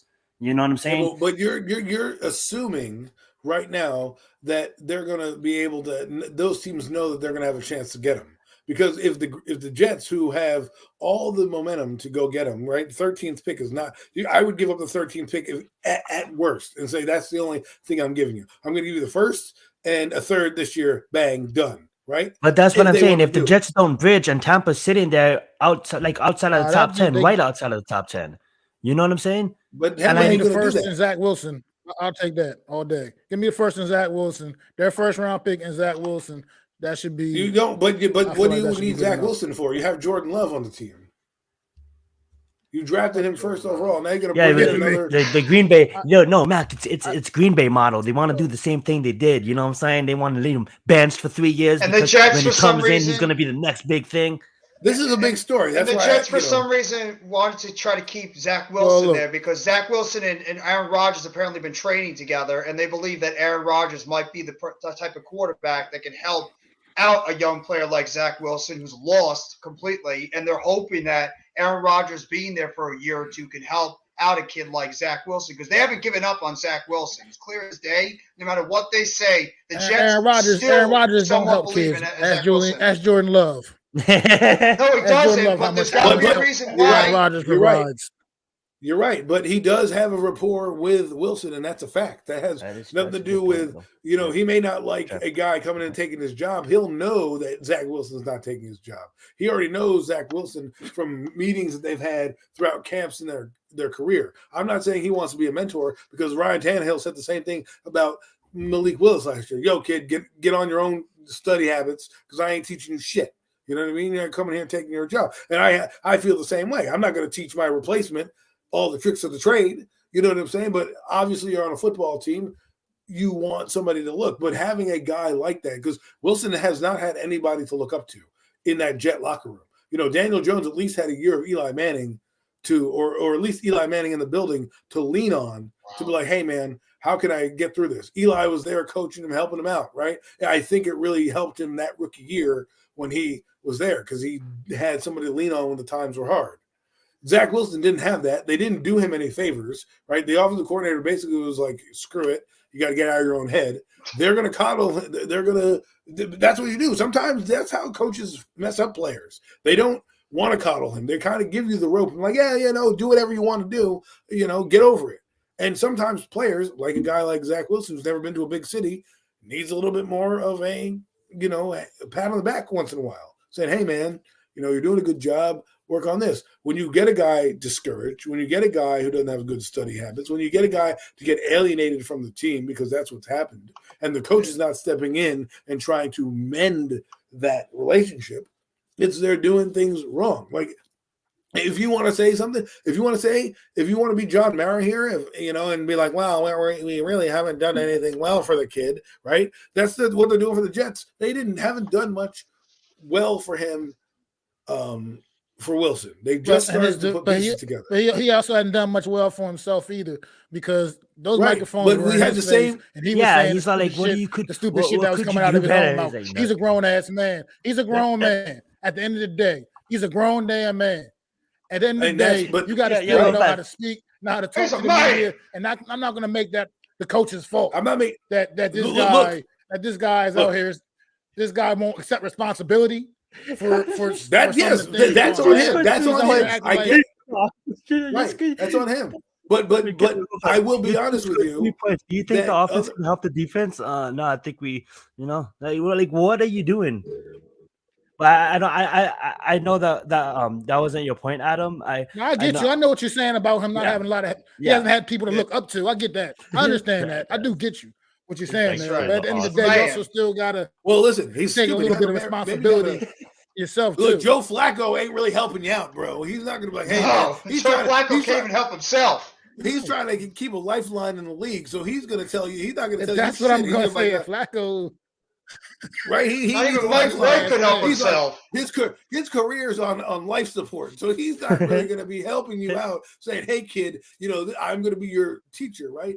So they're like I said, when they brought in Daniel Jones, they had Mike Shula work with Daniel Jones specifically during the week, right? And they brought in a QB's coach for him. They did all this stuff, and then the OC was Pat Shermer. The OC was technically Mike Shula, but he never called the plays. Why? Because all he did was focus on Daniel Jones. Shula. When they brought in Joe Judge, they tried to do the same thing, but it didn't help out because they didn't have the same system, so he blew his confidence, and they treated him kind of the same way they treated Wilson. Yo, you turn the ball over, you're going to lose your job, right? And they didn't give him any confidence, and that's why he became the guy he is. I still think has average traits, but that's why I think those 2 seasons with Joe Judge, he fell in the way he fell. Now, that also has to do with average. Now, I'm not saying Zach Wilson's going to be a Hall of Famer. I'm just saying sometimes if you're a head coach, you've got to figure out what motivates these guys, and you've got to figure out how to get the best out of them. And if he's as dumb as a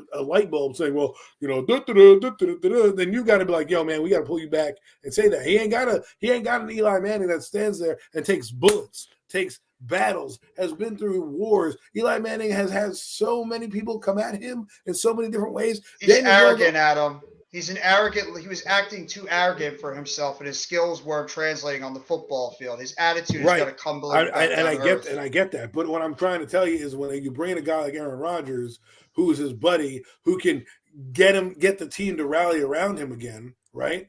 Because that's what's going to happen when you bring in Aaron Rodgers. He's going to sit there with Nathaniel Hackett in that quarterback room making jokes with the kid, and the kids are going to be comfortable and see what he's got to do. Whether or not he takes that information that he gives him and goes, I don't know. But I do believe bringing a guy like Aaron Rodgers helps a kid like that. Now, Zach Wilson could be caca. He's only played basically a rookie season's worth of football. Does all right. Let's get an award for getting the best out of Geno Smith? No, I was just because Adam said something really good, and I was like, dude, they should give an award to Pete Carroll for getting the best out of Geno Smith. Well, that's what happened. Yeah, right.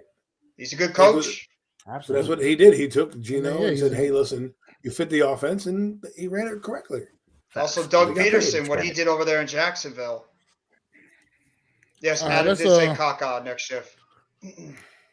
Let's move up to another football topic real quick. Earlier this week, another prominent wide receiver made quite a unusual announcement. Talking about down in Miami, Tyreek Hill saying that he plans on retiring after his contract expires in 2025. Just want to know you guys' opinion, how you guys feel. Think it's kind of unusual for a guy to kind of announce his retirement 2 years prior to it happening, and a guy of this skill set who you would think, barring some kind of major injury or anything, is going to still be playing at a really, really high level. How do you guys feel about this announcement Tyreek Hill made earlier this week? How old is Tyreek? How old is Tyreek? Like 28, 29 or something. Like 28 or 29 or something like that. He's 29 years old. I kind of love it because this is just a hypothetical. This is just me in my mind. I'm looking at it, and I love a player going out on their own build. Obviously he's given us a deadline on when he wants to retire. We'll see what happens if he really does. But the only thing I'm thinking about it, on reason why he's probably setting that up, is he's down in Miami. Maybe he has a lot of connections now, and maybe he has his YouTube channel, and maybe he's getting into some businesses, and he's kind of seeing that, hey, I want to invest in I did football. We see these other football players like Pat McAfee going and having their shows now. And he wants to go and do his own thing outside of football, and to retire at the age of, he's going to be around 30, 31. That he did football his whole life. This kid been playing since the age of 5, and he's already, one of the top receivers that we have nowadays, you know what I'm saying? And has good numbers to earn him definitely probably in the top 40 of all time, and we'll see where he ends up when he actually retires. You know what I'm saying? So that being said, I kind of love it, and the only thing I think of why he would retire early is because he has other ventures and other maybe opportunities on the horizon. Go Well, right and ahead. this just was tweeted from Bleacher Report. I don't know if you saw it, Mac, but apparently Lamar just FaceTime Odell, and he talks about the two of them possibly winning a Super Bowl together. So Nice. there's like maybe there's some evidence right there about maybe Lamar staying with the Ravens. But just to talk about Tyreek Hill, it could have something to do with that, but it also maybe could do some. Maybe Tyreek Hill doesn't want to be one of those types of players that just wants to keep hanging on when he's past his prime. He wants to be able to go out before he's like old, decrepit, nowhere near the type of player he was before, just to keep playing, just because he loves playing the game, but he's nowhere near the player he was. So maybe he wants to go out at a high level, and then because he's already won a Super Bowl, he's already accomplished a whole lot in his career, maybe that could just be it. And like you mentioned, it could have something to do with business, but also, I mean, we see so many players in every sport that just continue to want to play, and then they're nowhere near the same type of athlete that they were, and they just hang on and hang on and hang on. It sort of, destroys their legacy that they had before. Tyreek Hill might be thinking at this point, I'm going to be 30, 31 years old. That's about the time where wide receivers start declining, because wide receivers usually, for the most part, they really start going on the downtrot in like their early to mid 30s. So maybe that's what Hill is thinking. I'm only going to be at a certain level until like for another 2 or 3 years. And then maybe the best thing to do is just to get out of there at this point, because I've accomplished so much. I'm already giving you an all-time great. I could potentially be a future Hall of Famer. What else do I have to really accomplish unless the Dolphins go on like a run or Super Bowl run in the next couple of years? So we'll have to wait and see. But I mean, things could change from now until 2 years later, but he could just be that. Could be business related, and maybe he just doesn't want to be one of those athletes that hangs on. I don't know. That's two. I think awesome. I think it's a state tax. You go down to Florida, you make more money now. He, got paid twice. He's a four-time All-Pro. Miami is He's popping. a 7-time Pro Bowler. He's at 8,000 yards. If he gets 10,000 yards, he'll probably be in the Hall of Fame. That's about 2 seasons worth of football for him, basically. So why not? I don't know. See, the thing about him, he's a physical freak, and he's a smaller guy. And these guys tend to last a lot longer than some of the big physical receivers that we see over its day. Although Larry Fitzgerald lasted almost 17 years. He's like the modern day Deshaun Jackson in a way, just a guy with incredible speed.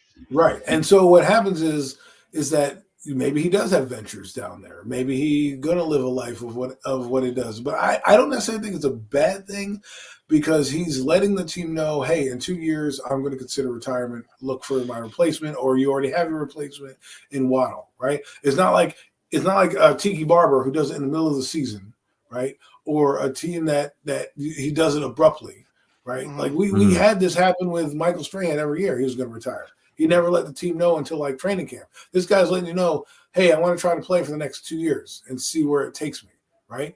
And maybe he wants to walk in 20 years. Maybe he knows, hey man, the probability of my bones being, wrecked at 34 when they are when I'm 31, right? It could be a factor. I mean, think about it. Look at Antonio Brown.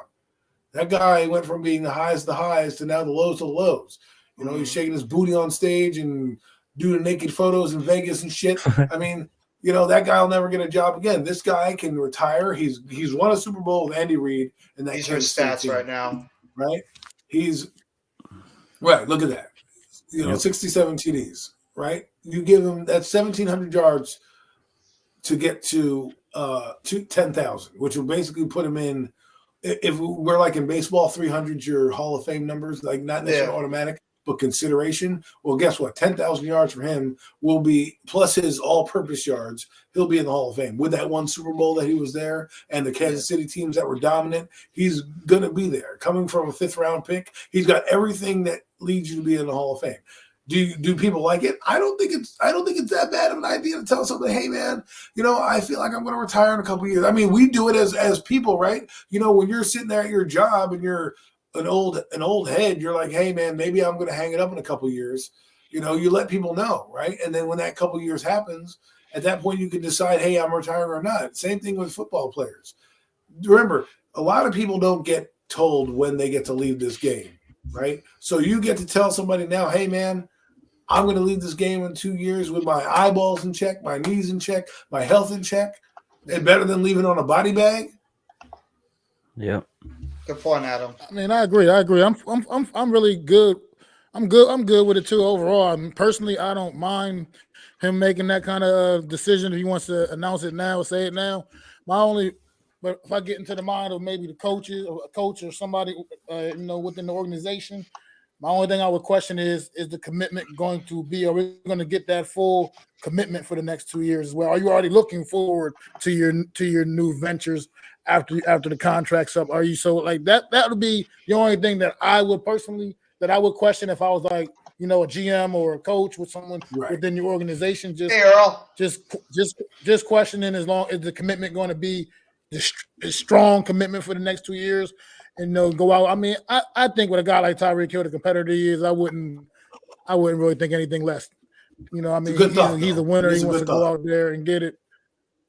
But at the same time, that would be about it. Other than that, you're right. I think the man, he has the right to just say, "Look, I'm not going to play beyond this contract. I'm going to hang it up, no matter what." You know what I mean? And you're right. He's already pretty much accomplished. I mean, let's face it, wide receivers and shit. Anybody other than quarterbacks don't really get the league MVP awards anyway. So, that's pretty much about the only other real major individual goal he could get accomplished. And it's not likely to happen anyway because he's not a quarterback. So I can say he's done. He's won a Super Bowl. He's felt that experience. Go out these last couple of years in Miami, go out there and ball out and say hang it up at 31, still with good healthy knees, good, everything's still intact. I mean, look at move on to your next business venture in life. Odell's beat up. Tyreek Hill's never really had a serious injury in his career. Right. I mean, Odell's shattered his ankle, tore his knee twice. Has had a couple bumps of bad high ankle sprains, right? So this guy's hanging like Odell Beckham Jr. is a brand, and if he wanted to retire, I'm sure he could do other endeavors, reality shows, and still kind of be a pop star because of what he did. Tyreek Hill doesn't have that same fame level. He doesn't have that same. He's a good player. He's arguably better than Odell on the field, but off the field, he doesn't have that same accolades. But when you look at it, Calvin Johnson retired at 31. I mean, it was more because the team stunk, but he retired at 31. He was beat. You know what I'm saying? He had to fucking ask for his $1 million back. Fuck you, like Tiki Barber decided, I wanted to leave on the prime. Remember, Tiki Barber stays on. Tiki Barber wins that Super Bowl with the Giants. He's in the Hall of Fame, no doubt about it in my mind. He would be in the Hall of Fame right now. We wouldn't even be talking about. Monty Toomer played another year. He could have been in contention for a Hall of Fame. He just missed 10,000 yards. Yeah, he's at 9,000. Well, I mean, he did play another year and he was not good. So. He was. I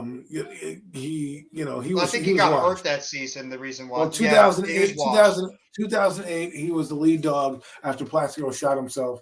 He couldn't really, function. Then 2009, he went to Kansas City and couldn't do anything. He wasn't performing like Jerry Rice was at the same peak as he was. So yes, I would have loved to have seen Amani make it. I think he's a good receiver. He's one of the best that we don't talk about, and we'll get into that down the road. I'm sure we'll have a nostalgia Hall of Fame kind of talk when it comes down the road. But for this segment here, it's just a guy like this. You've done everything. You accomplished everything in the NFL. Minus what league? You've won a Super Bowl. You've been an All-Pro. You've made enormous amounts of money. Okay. Yeah.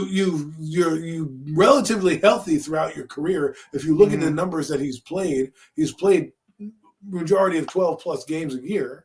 Right. And let's think about this. 1,700 yards ain't, we're not talking about, unattainable stuff here. He can get 800 yards, 850 and 850 for 2 years. And that's 10,000. Right. And we think he's going to exceed that number.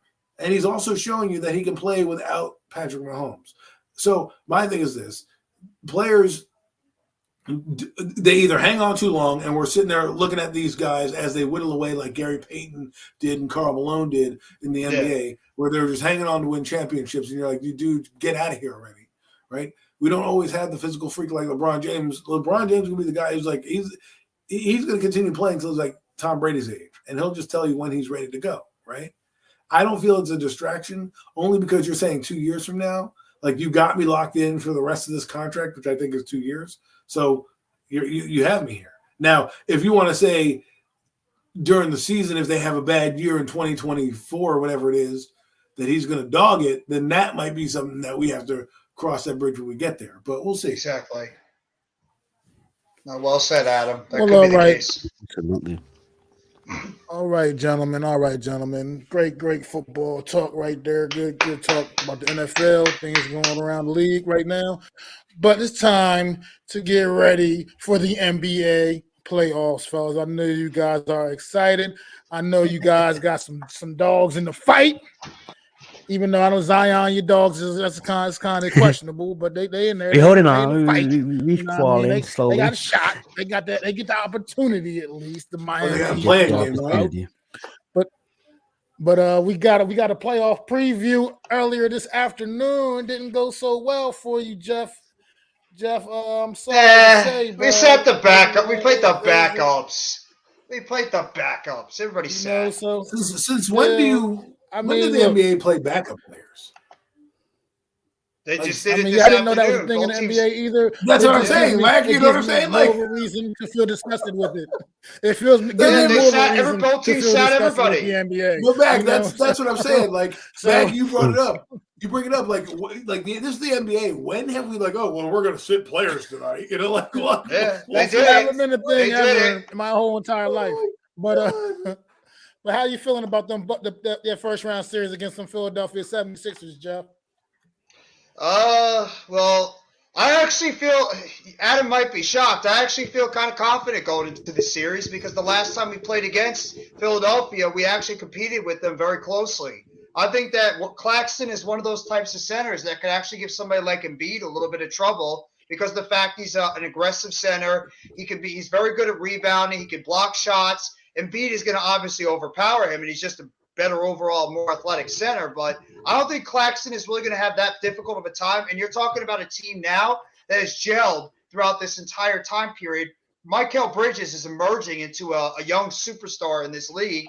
We already knew how good he was defensively, and now he's averaging about 25, 30 points a game since he was traded at the trade deadline to the Brooklyn Nets. Spencer Dinwiddie's getting about 10 to 12 assists per game.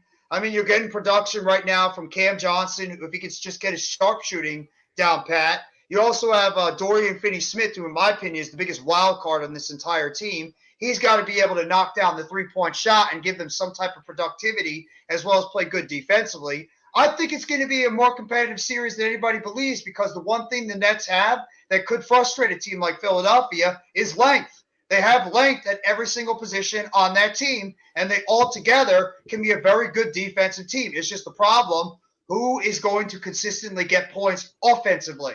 That's the biggest issue because Cam Johnson is incredibly erratic. Spencer Dinwiddie's had games where he's pretty much not made a shot. I mean, Cam Johnson's had bad games. Dorian Finney-Smith for a good amount of stretch. He couldn't score at all. Claxton's more of a defensive and rebounding center. And then the bench. The bench is one of the most erratic things you could see. There's some games where you could get, 10, 15 points from Seth Curry. I said Steph. Seth Curry. I wish it was Steph.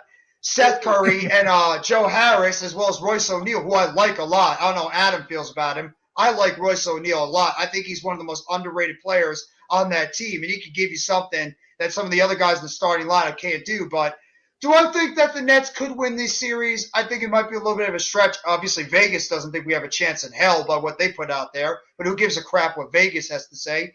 I think this is going to be a more competitive series than people think, and I think that the Nets do have a shot because they have the one thing that can frustrate Philadelphia. And plus, remember who is on Philadelphia? The choke artist himself, James Harden, who we all know when the NBA playoffs comes around, that's when James Harden disappears from the limelight and he can't do jack. So in my opinion, and this is how I felt about the Philadelphia 76ers, Joel Embiid is a beast. The dude is probably the MVP of the NBA this year. But does anybody else on that team you could really trust outside of Joel Embiid to put up consistently good numbers and play well? I think Tyrese Maxey is a solid player. If you talk to Sixers fans, they all think that Tobias Harris sucks. So, I mean, that's really that case. So, I mean, I think the Nets and the Sixers could have themselves a pretty competitive series, and I would be shocked if they go at least 6 games. Do I think the Nets are going to win? That might be a bit of a stretch, but I think this series might be more competitive than people really think. Adam? Listen, man, the Nets are, going to be in a fight. I think Hey, Jim. First round matchups are key. I don't think they're going to win. I think probably 2 games we're talking here. But it really will depend on how the 76ers mentally get over their hurdles, because sometimes they'll get in their own head. When Joel Embiid is probably the most fragile NBA center I've ever seen in my life in terms of mental state. I'm just saying, like, mental state. You're right, he is. The guy gets backed into a corner, and instead of rising up to the occasion, he's sitting there like, and he like crumbles. And then you have James Harden, who, if Harden's shot's not going down, he has no game whatsoever because he doesn't know what to do. He's not necessary. The thing is, what is that saying? You're a jack of all trades but a master of none. That is what James Harden is. He doesn't have much go-to, right? He doesn't have like Steph Curry can shoot the lights out the gym, but then he can also drive the basket a little bit and create that way to kind of get his shot rhythm going. James Harden misses shots, then gets into his head, then he does nothing. He contributes nothing. If he doesn't score points, you lose because he doesn't play defense.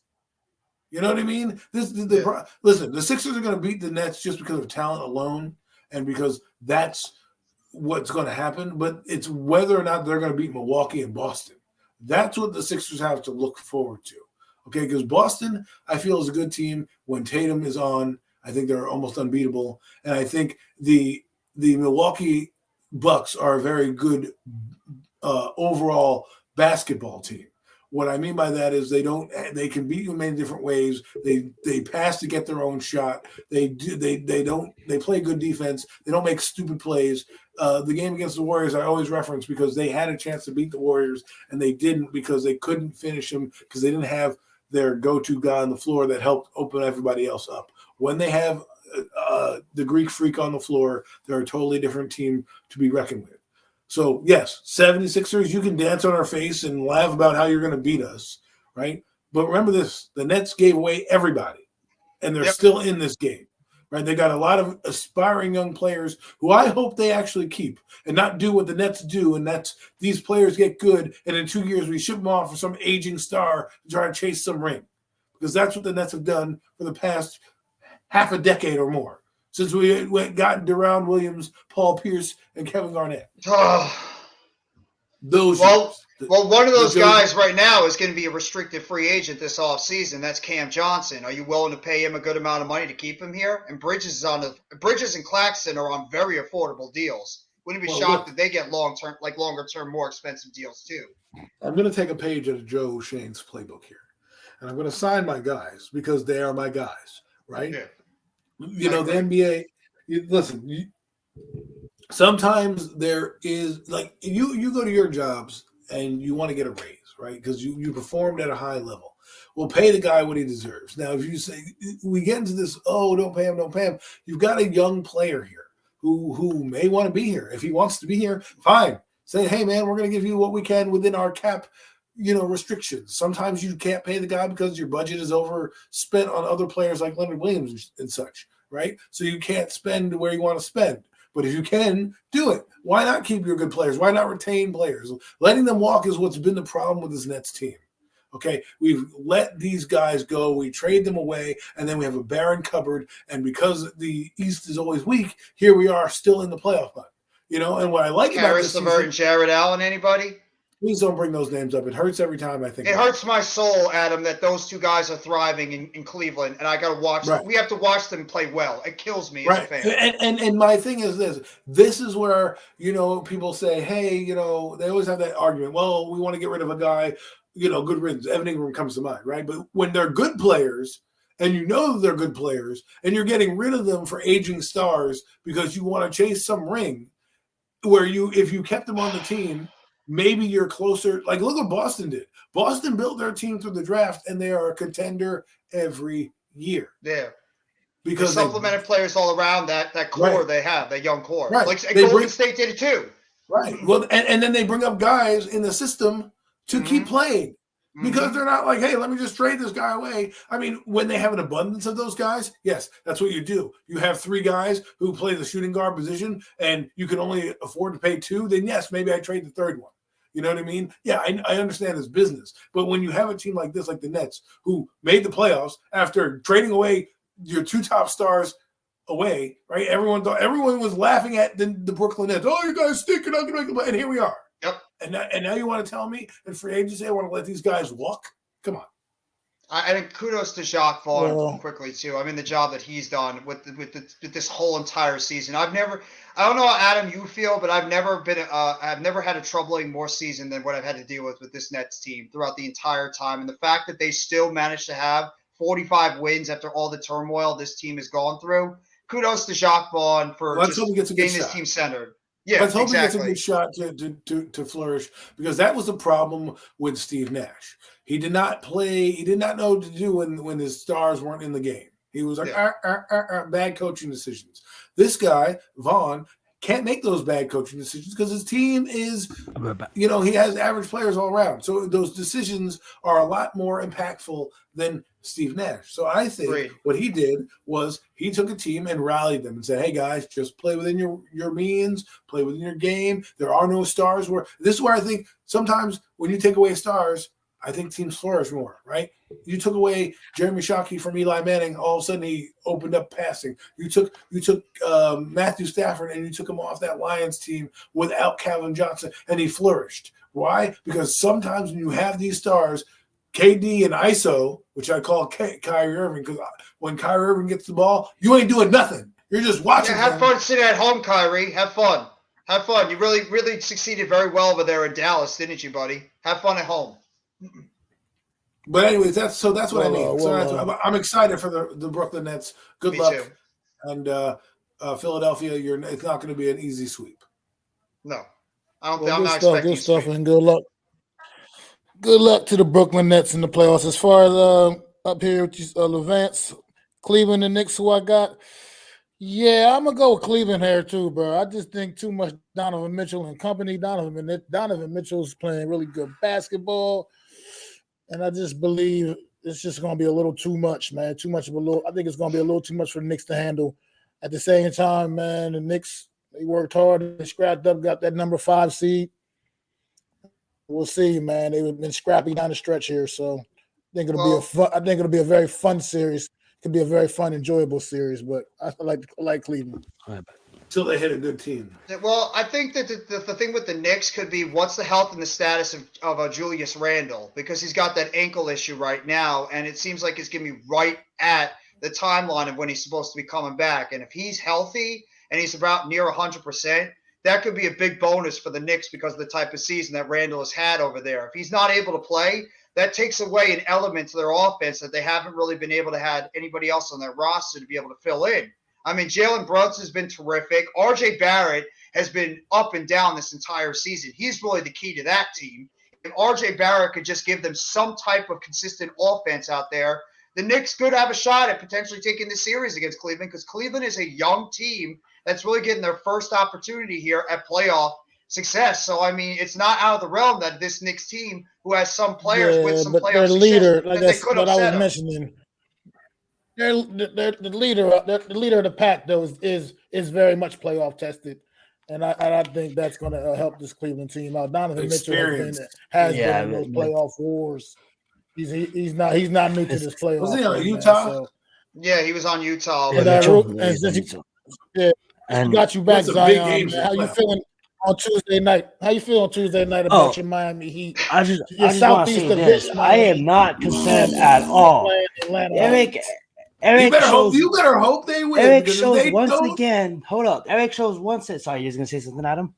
If they don't win, you're gonna get blown up every day in the chat. Hold up. It's not happening. Remember you said last week it was gonna happen? It's not happening. It's not happening because you know why? As a Heat fan, like look at these Brooklyn fans. They all like they know what's happening. There's no confidence for the team because it's a boy who called wolf. Look at the team does to these Brooklyn fans.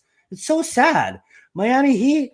They don't do that to us. You know, they don't give us. Are you talking trash right now? Because No, I'm not Yeah, talking I trash. don't I'm think talking you trash about your ownership. team's in a playing game. I'm talking trash about ownership. We've been talking about our owner for a while. Hey, I think the Nets owner sometimes is a clown. The I'm way talking he about acts. ownership. I'm separating Listen, just ownership because right we don't now. have a friggin' club on the top of our the- stadium, The okay, doesn't mean we don't the have Brooklyn fun. Nets, the franchise hangs this thing at the end, and they get all their fans excited, and then it's to the point where their fans don't even have hope in the teams that they can get it done and reach the finals. Oh, I've got hope. I've got hope in this team. I So, like what the Nets I are just want building. to I do. Listen, some you're small in a shit. playing Yeah, game. this is what I have to say. You're This is what I have to say. playing This is what I have to game. say. Why can you trash it? Eric We is one pitched of the him best 3 coaches times. in the They league. are the Southeast Division champions. They're Respect. the Let's just say Southeastern this. Division champions. All right. Eric is one of the But We're best also in the coaches. playing game. Let me tell you. Let me get my point, and you guys will see why I'm so confident. Eric is one of the best coaches in the league. Reason is our whole team has been injury plagued the entire season. And when Eric is sitting down and he's like, yo, this can come down to this weekend. And he's all like, oh, wait, could we force our team to go play a game half injured? Or should we just, you know what, screw the 6th seed. Let's get our healthy roster healthy for we can go compete. You have Haslam dropping 25 points? Haslam? Yeah, I heard Like, about wait, that. what? You know what I'm saying? That is a confident coach. You So Giannis, I turn believe it in back you guys. Giannis I believe Haslam. you guys can go get it done against the Hawks. I believe in you guys. I know this team will win on 11. That's what this coach is saying. So you know what? Let's rest. I Let's like the rest. Hawks coach. Let's get healthy. Let's get healthy. All right. Then I'm not overlooking the Hawks, man. The Hawks is a tough team. But you know what happens this time around? You know what They got happens? that little point guard. We have someone named Jimmy Butler who's technically Goku. Oh. Now Goku needs is Z fighters, and Goku gets into Super Saiyan mode. It happened 2 years in a row. It's gonna happen again. And guess what happens? I'm not trying to dismiss Hawks. When we get past the Hawks, I see you, Boston. I know what's coming. Guess what? When Goku ran against Majin Buu, Goku was only Super Saiyan 2. But when he sees Boston again, he's going to level up to Super Saiyan 3 because when Goku had to level up to Super Saiyan 3 to take on Evo Buu and Super Buu. So when Butler levels up to Super Saiyan 3, and he has are we talking right about there, Dragon Ball Z? I'm comparing Yes, he him because is. he levels up. Yes, he is. When Bam Goku, aka Jimmy Adebayo. Butler, gets into the Super Saiyan mode, and he has Bam right there, healthy. You know what? Shout out to Miami Eric Heat for the fans rest. Man, you guys couldn't Tyler even right beat there. us. You Miami couldn't Heat even fans- beat us. Miami We just Heat fans. we just smoked Look. 76ers. Yeah, you are we smoking. smoked you. You're smoking. That's what you're doing. You're smoking a lot of. Or air. when the Hot Miami air. Heat or when the Miami Heat go further in the playoffs than the Brooklyn, I'll have the final laugh. Listen, Yes, we are in the Miami, play-in Miami, tournament. Miami, Okay. Yes, we are in the play-in tournament. When Miami we Heat handle fans- Boston, all I want to hear is Heard it thank here you. first. When we handle Boston, all I You're want to not hear is beating thank Boston. you. Miami, You're not Miami beating Heat fans Boston. are like the Cowboy fans. They are delusional. They think they're better than they are. Sure, you're in a play-in game. Do you know how your season comes down to How much one? championships have you got the last They won their 20 division, years? Adam. 3. Adam, they won their division. Okay. The They division We won won our mediocrity. division by one game. You guys are in the tournament by one game. We 45, qualified. 44. You still haven't 40, qualified. for the 45. tournament. You We make like your qualified teams for the out there tournament. putting up like You know what a 50. tournament We game just is? traded away 2 of our top players, and we still managed to win They feel 45 bad for you. games. They feel I'm bad for just you, so they saying, put you in a game. your team is to hope untested that in you the can get in. playoffs. Your team's untested in the playoffs. All these youngins untested. Talking about You're Cleveland. talking Cleveland got about senior Gorless. team Cleveland is got Mitchell. old. Cleveland Your gonna be team a is white. old. We're gonna Against bring in the the Knicks. power. Cleveland gonna be a white because Cleveland is gonna be a white. But you want to talk about being untested? Boom, Yeah, bang, your bang, team's bang, the bang. ultimate That's the untested gavel. team in the playoffs. We're gonna I'm bring just in going Power to Let's Rangers go out west. and Talking to you Ninja brought Turtles. something up. You said Yeah. untested. Talking about untested. Let's go out west. Welcome back to the NBA postseason. Sacramento Kings. 2013. All you got standing Yes. in front of you are the number 6 seed Golden State Warriors. How you like them apples, man? Ooh. How y'all feeling about this series right here? It's gonna be one hell of a Sacramento series, Kings, that's for Golden sure. It's State going to be a great Warriors series. Listen, out west. I will man. say this. I can't wait to watch both fan bases in this series because Sacramento they're gonna have a whiteout. They're gonna have towels going. I cannot wait to see it. It's been a long time coming. There's a few teams I love seeing in the playoffs. That's the Warriors because their fan base is rabid right? Yes. Sacramento is one of them. Portland, I love. There's a lot of just these great fan bases that when their teams get to the playoffs, they're absolutely nuts. And Sacramento Kings, welcome back. You deserve it. Absolutely. I hope it goes as good for you as it did for those memorable Kings team, even a little better because, they had referees shaving points for you. But that's here nor there. We're not going to talk about that controversy back in the day because the Lakers were winning everything just like John Cena and Triple H in the WWE, but they needed a little help from their friends, a.k.a. the refs. But with that being said, the Sacramento Kings, I love you guys. Have fun. Don't worry about the outcome. You're playing a battle-tested team in the Warriors, who I told you weren't going to reside at the 7th seed. And judging by the way they're playing, they're probably going to handle the Kings, but it will be fun to watch that fan base get re-energized in that city, and it's been a long time coming. The Thunder, you mean the Warriors? It's playoff mode. They're getting ready and getting into that playoff mode, and they're getting their guys back. Gary Payton Jr. is back. They're getting Andrew Wiggins back. Their top players are starting to play like top players now. And when the Warriors get into the playoffs, they just become a different monster. And I think the Kings have had an incredible story. I thought they've been a great team so far, a mix of good veterans and a good bunch of good young players. I think the head coach has done an excellent job over there, Mike Brown. He should be the coach of the year this year. But this is a tough matchup for them going against the defending champions. I mean, the Warriors are just a different animal when they get into the playoffs. They just know how to win. They know they play a lot of basketball. They've been in the championship for how long? And they've been together for a long time as a team. They've been together as a team for a very long time.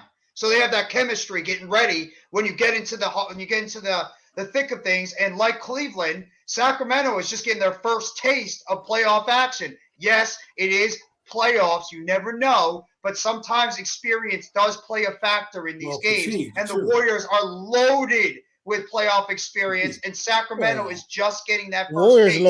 Warriors loaded with championship experience. I'm not counting them out. I'm not counting them out. Well, here's the thing that people don't bring up. Go ahead, Mac. No, I was gonna say that team is fully loaded with championship experience. You know what I mean? So this is a tough draw for the Sacramento Kings. It's just good to see the Kings back in the playoffs. I mean, those good King teams in the earlier 2000s, Chris Webber and Peja Stojakovic and those guys, man. Those were fun teams to watch. Oh my God, yes, Jason Williams. Great teams to watch. I love Peja. They were fun. They were fun when basketball. And it's just good to see this team. Yeah. Good to see this team back in the postseason, man. I think they do have a tough draw, though. The Warriors are just so seasoned. I know the Kings got the home court advantage; they're number 3 seed, but let's face it, man, they're not really that much above the Golden State Warriors, and when it comes to reality, it's just too much experience there. I think Golden State's going to get them in 7, man. Well, if they go 7, that's a testament to Sacramento. Golden State beating them. But I'm saying Golden State, Sacramento. But the fact that they can take that team to 7 would be a great accomplishment for not only Mike Brown but a team that needs to build. And what I meant to say was fatigue.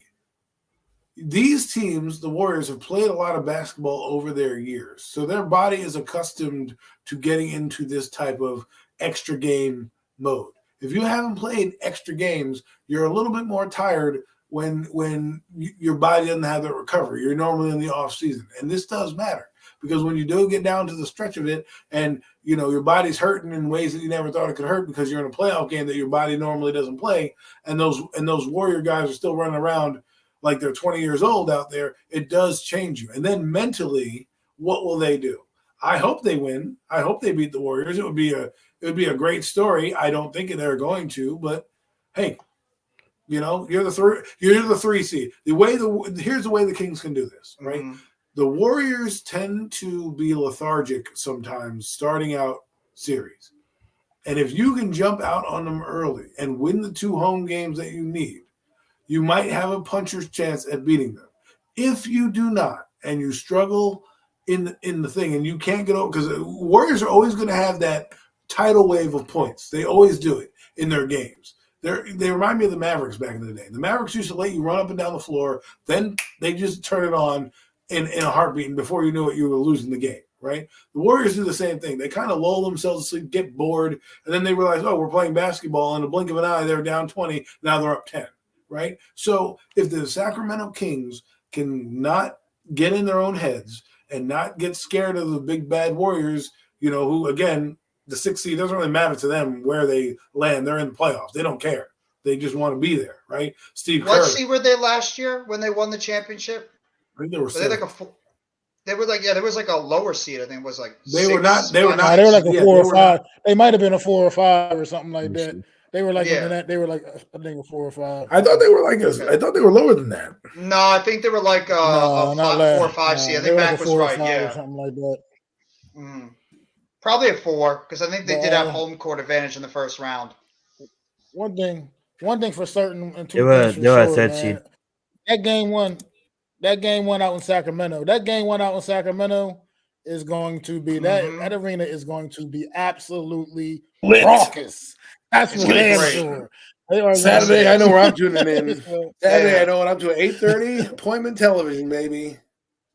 I was going to ask you guys too. Absolutely. Out of all the first round matchups that are right now confirmed, not including the playing game, which one of the matchups intrigues you the most? Like out of all the matchups you got, I think it's the Knicks and the Cavs. I think the Knicks and the Cavs series is going to be phenomenal. I think that's going to be a really good series. That's going to be a great series. I think a lot of young talent on both of those teams.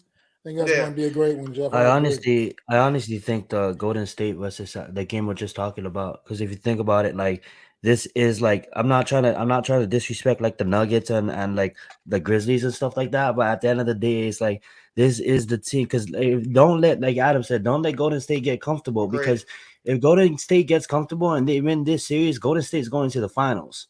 Like. So the Kings, and you guys all watch basketball this season, the Kings are hot right now. And this is if you're gonna eliminate Golden State, eliminate them in round 1. Don't let them go and get comfortable and then start like balling. You know what I'm saying? Go, and this is the team to do it. The Kings is the team to get them out. The first game is at home. Get the early momentum. You know what I'm saying? And remove them. And I bet you all these other teams like the Nuggets and all these other teams want them removed, and the Suns, they want them removed. So it's kind of like this is the team to do it. Like get them out now, because if they don't, the Warriors are I'm not trying to overlook teams. I get it. I understand who the Suns have. I understand who these other teams have. But if you don't get it done, as history repeats, he's chasing legacy. He's going for another one, and they have championship contenders on that roster that been there before that's going for another one, and they're going to be hard to put out. And the thing is, too, I think that the difference between the two conferences, I believe the Western Conference is a lot more wide open. I think there's a lot of teams that could come out of that conference and win in the Western Conference, where I believe the East, I'd honestly I don't know how you guys feel, I'd be shocked if Boston or Milwaukee is not coming out of that conference. I think that's a more top-heavy conference compared to the West, where I believe it's wide open, because I think I could see Phoenix come out of that conference. I could see Sacramento. I could see Golden State, Memphis, Denver. Mm-hmm. I think it's a lot more wide open than compared to the East, where I believe Milwaukee and Boston are clearly the top 2 teams in that conference. So, I mean, that could be a part of the reason too. Mm-hmm. So, but you never know. It is the NBA playoffs. Anything is possible. Real quick before we move away from the NBA, let's touch on how you guys feel about this Minnesota Timberwolves debacle. Say Rudy Gobert punching his own teammate, man. How do you guys feel about this as they're heading into a playoff game against the Los Angeles Lakers? That coach should be on the hot seat for something like this, where you have your teammates punching each other in the faces, and then you have another player on the team who's punching a wall and fractures his hand, who's a starting point guard on the team. That head coach should be under fire for not having these guys, in line. I mean, Gobert, I don't know how you guys. I might even think about suspending him. I mean, if you're doing that type of you might just contract detrimental to your team. Yeah, and that too. I mean, you have 2 prominent players on your team that are going pretty much having Fight Club against each other, and your one of your top players on the team is punching a wall and fracturing his hand. That's irresponsible when you're right in your playoff. You're in a playing game. Right, they're in a playing game. You have a chance to be there, so I don't understand. Listen, Rudy Gobert, what I look at when I saw the footage is a punk, right? You want to square up with your friend? Go square up in the locker room.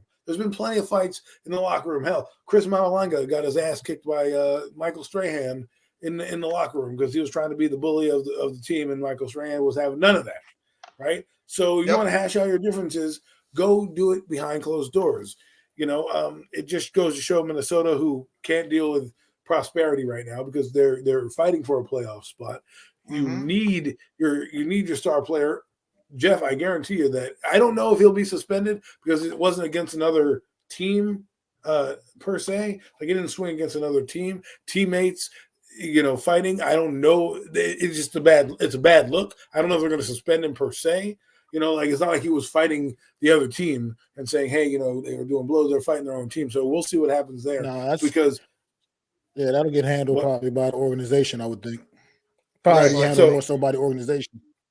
I mean, he might be benched. He might be suspended by the team. That's something that's something that could be discussed. But I don't think the NBA is going to be like, oh, you're doing anything. I mean, Gobert is, you're 6 foot, you're 7'1", right? You're hitting a guy who's a lot smaller than you, and not only you're doing that, you run away. You punch a guy, then you ran away. Dude, that's like with Ron Artest. He tries to punch Kyle Anderson in the face, and he's running away. I like to say that. You punch. What is this? What? I've watching the footage because it looks like they're in a huddle, right, and they're yelling at each other, and then Gobert, as a veteran, mind you, shouldn't even do that. It kind of lean. It's like a lean in punch, somebody, at least get in his face. And he backs up, Mac. He backs up. Why are you backing up? Get ready to punch him, and then he just runs away. When Anderson goes and pushes towards him, go get him. Everybody had this fighter growing up. Everybody had this fighter growing up. It used to be the kid that did the backwards jab, right? He would always throw the jab, but always go backwards, never go forward with his jab. That was Rudy Gobert. He was like, I'm going to jab you, but I'm going to go backwards instead. Devon. This is never a good look. Yes, it's not a good look. You know what I mean? At the end of the day, I didn't see it, but you can't put that out in the public. Some things got to be handled behind closed doors, like gentlemen, man. You guys, teammates, you're gonna be in the locker room. You take care of that shit in the locker room, like you said. Adam. This is worse. This is worse, in my opinion. You don't put it out there on Front Street. You don't do things that can injure yourself. It is. It's crazy. It's dysfunctional down there over there in Minnesota. But fellas, we're gonna move on. Apparently the Clippers had an argument too. On that. The Clippers had a fight too. Apparently Bones Highland and Mason Plumlee had to be separated as well. What the hell is going on with these teams? They're all trying to beat each other up. It's finest, man. But let's move on to baseball. Let's touch on baseball before we start wrapping things up tonight. Season underway. The New York Mets has been up and down this first couple of weeks, man. The season for the Mets won out there, won their opening series against the Miami Marlins. Then they unfortunately went and got their asses trashed by the Milwaukee Bucks 3 straight games. First 2 games, Brewers. They didn't even score a run. The Milwaukee Bucks. Brewers. I'm sorry. I'm correcting that. Brewers against the Brewers. Might as well have been the Bucks at this point. And they lost today. They still won the series against Miami once again. Like they're going to win another series against Miami here, even though they took an L today. Cookie Carrasco, he's starting to really make me a bit nervous. He has had 2 very, very poor outings so far to start this season off, Jeff. Man, I don't know how you feel about it, man, but he has been very, very, very, very terrible.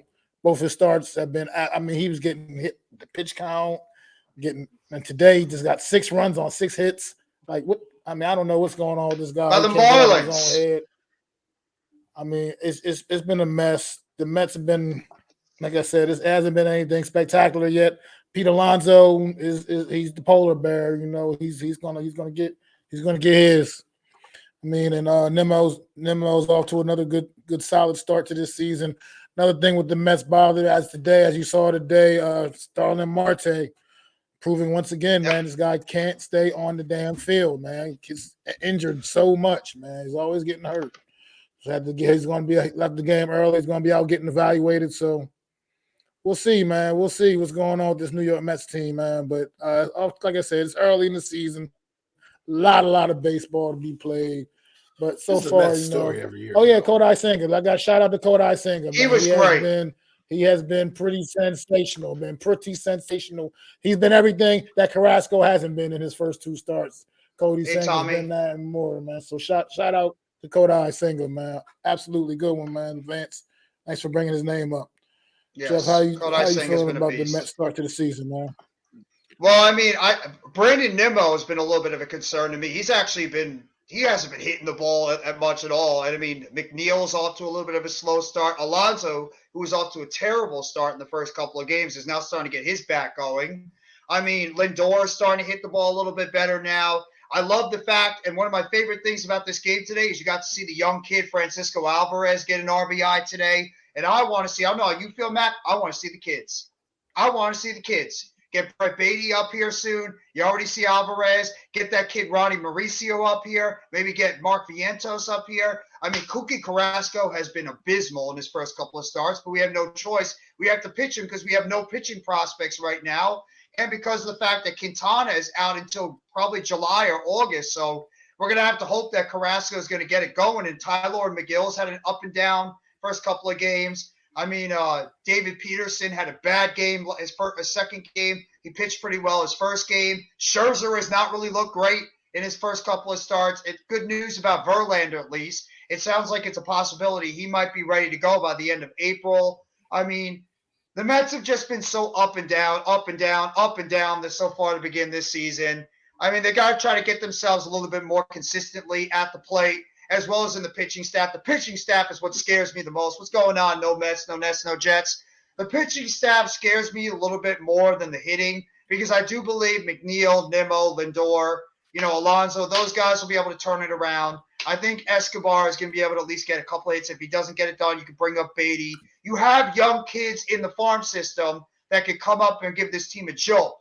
The pitching staff, that's a different story. We have nobody else. We have no young assets in the minor leagues that could come up and give this team a boost. If Carrasco continues to pitch bad, if Scherzer continues to look bad, if Peterson and McGill are up and down, Senga right now is the one that gives me the most confidence in this team so far at the beginning of the season. He's been great. He looked awesome yesterday in his start against the Miami Marlins, albeit is the Miami Marlins, but still that forkball seems to be giving the opposing hitters a lot of problems so far. But the Mets, I'm wondering when Stevie Cohen is gonna start thinking about maybe making a move, because Vogelback has been up and down too so far to begin the season. But like you said, it's only been about 10 games, like 8-10 games so far this season. There's still plenty of time for this team to continue to turn it around. But the bullpen has been a little up and down too, but I think there's still plenty of time for this team to really get it going. Well, go ahead, guys. And with that being said, the Yankees are off to a hot start. Not as hot as the Rays, but a hot start nonetheless. And this is why you pay the man. Aaron Judge going yard again. I mean, the guy is having a great season. The only problem I'm having with the Yankees is this is the typical Yankees. They score a lot of runs. Wow. They'll be pretty. They'll do a lot of good things. But then come playoff time, those bats will get cold. So while I am excited, it just seems like a rinse and repeat of start of last year, right? So we'll see what happens when the postseason comes. I really like Volpe. I hope he does well, as he's growing into his role. I think he's going to be a decent player, and this Yankee team is headed in the right direction. But again, it's not really about the regular season for the Yankees. It's more about the postseason. That's where they've come up short the last few years. I don't know what happens if they do that this year. Will it be a time for thinking about a manager change? Who knows? We'll see. But they've got to figure out a way to get over the hump later in the year. I'm excited that they're doing well. I'm loving that they're hitting, and their two big guys are hitting. Stanton, Judge, they're both doing well. But again, we're in April. I need these guys in September, October. That's when I really need these. This is for you, by the way, Adam. I mean, there's only 2 teams that have a better record than them now. Only the Rays and the they're second in the Brewers have a better record than the Yankees in all of baseball. I'm sorry that they're not 9-0, but they're second in their division. Speaking of that, and they're scoring runs. Speaking of 9-0. Do you worry So- about their pitching though, because How of the about fact the their Rays? pitching has been so up and down and banged up? Yes, I do. But I think they overcome that with their scoring. I do. So if the thing is when you have pitching woes, if you outscore the other team, that doesn't really matter, does it? Right. So that's what the Yankees do is when they start to hit and they have good. I think it'll come into play later in the year when the games get tighter and the Thank pitching you, gets a little Randy. better. You know what I mean? I think that's when you'll see the deficiencies Have a go good down. night. I wouldn't be surprised if they made a trade at some point to try to get some more help with that pitching staff. But we're right now in April. I'm not worried. Like I was going to say, talk to me in September and October, and we'll be good. You know, like I said, Aaron Boone may not be the guy, but we'll see. It's playoff. New York baseball, Yankee baseball is about the postseason. It's about winning World Series. That's what it does. If you make the playoffs, that's good. But if you're consistently doing what Aaron Boone does in the playoffs, making flubs, not having his teams ready to play, not generating runs, having your teams fall apart, you will end up on the unemployment line. And both teams, the Yankees and the Mets, have both gone off to hot starts, and we saw what happened towards the end of the season. They just both fell apart. So hot starts at the beginning, it's nice and all, but like you said, Adam and Mac, you both said it correctly. Talk to us when we get towards the playoffs and how both these teams look down the stretch. Right, That's when both have faltered. Because injuries haven't beset the teams yet. So, speaking of hot starts, no team in quite some time has gotten off to start the Tampa Bay Rays are off to right now. I mean, they're 9-0, and they're not only just 9-0, they are absolutely obliterating the competition. They have scored 75 runs, and they have only given up 18 runs thus far Randy. at this point in the season, man. I mean, obviously, baseball's a long season. Clearly, nobody's going to go undefeated. But at the end of the day, but I feel like how good do you think this Tampa Bay Rays team can really be? Well, how good do you think this team can truly be? I see. Here's the problem with the Tampa Bay Rays. Their history scares me. Every time I think they're going to be good, they somehow flub it up, right? Like they've been hot starts before and have choked down the stretch, whether they couldn't get over the hump or they go into this slump. So we'll see. We shall see. Remember, they have the Bombers in their division who are going to be nipping at their heels, and that will be the true test. If they can get through the Yankees, and keep getting through them every year and not choke, the Rays may have a shot. I don't know how far they're going to go because, again, the Rays, to me, at least when I've been watching baseball, have always been the same team to me. They start hot, they look good. You think you get behind them, and then they end up, falling by the wayside. I know that's not a hot start. Pitching is not good. Yankees are not scoring a ton of runs. One game better than the Blue Jays, and Toronto ain't. I think Blue Jays are a good team. I know it's early, but 6-3 ain't a hot start. I mean, it's better than being 3-6. I mean, you have to think about that. It's not like they're the opposite. So I they're off to a hotter start than we are. If the Giants are 6-3, we're saying they're off to a hot start. I mean, they have a better record than they're winning. The pitching is not great. But we're talking about April. We could be talking about the Mets who are struggling in games, right, to get out the gate, right? But we're talking about the Yankees who are doing what they need to do to win the games against the lesser opponents that they're beating. Yes, they're not beating world beaters yet. I mean, they lost to the Phillies, right? They lost to the Orioles. So I mean, 1 out of every 2 games ain't bad, right? You're winning series 2-1. I mean, come on. I'm gonna add to this conversation. It's still so early. I don't really watch baseball, but like what Max said, yes, the Tampa Bay has been killing the competition. They're up 11-0, beating Oakland today, and it looks like Atlanta just finally scored again after being down 10-1 against the San Diego Pirates or Padres. Well, they scored a point, so go Atlanta Braves. That's have a lot of good young players. My question to you guys is, what is your feeling about this pitch clock? How has it helped speed up your games watching for you guys? I like it. Has it changed the experience? I don't mind it at all. No, I don't mind it at all. I like it a lot because it's cutting some of the time, man, from these games. It's really cutting the time down, getting these games moving along a lot faster. And it doesn't really appear to be that much of a factor anyway. It just lets you see that before the pitch clock, these guys were just kind of bullshitting around, taking their sweet ass time unnecessarily because the pitch clock is definitely working out, man. I agree. It just moves the game along a lot faster.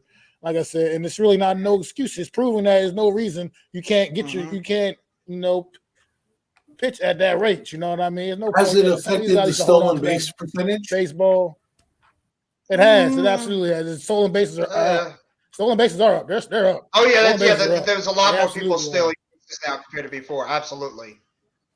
So in that regard, you're generating technically more offense, right? Because you're generating more steals and more runs, and that excitement. It brings the old school game back. It brings like the old school concept of baseball sort of back to where it was previously, and what like small ball concept a little bit, which you enjoy. Yeah. I guess it's mainly all the comments in the chat, by the way.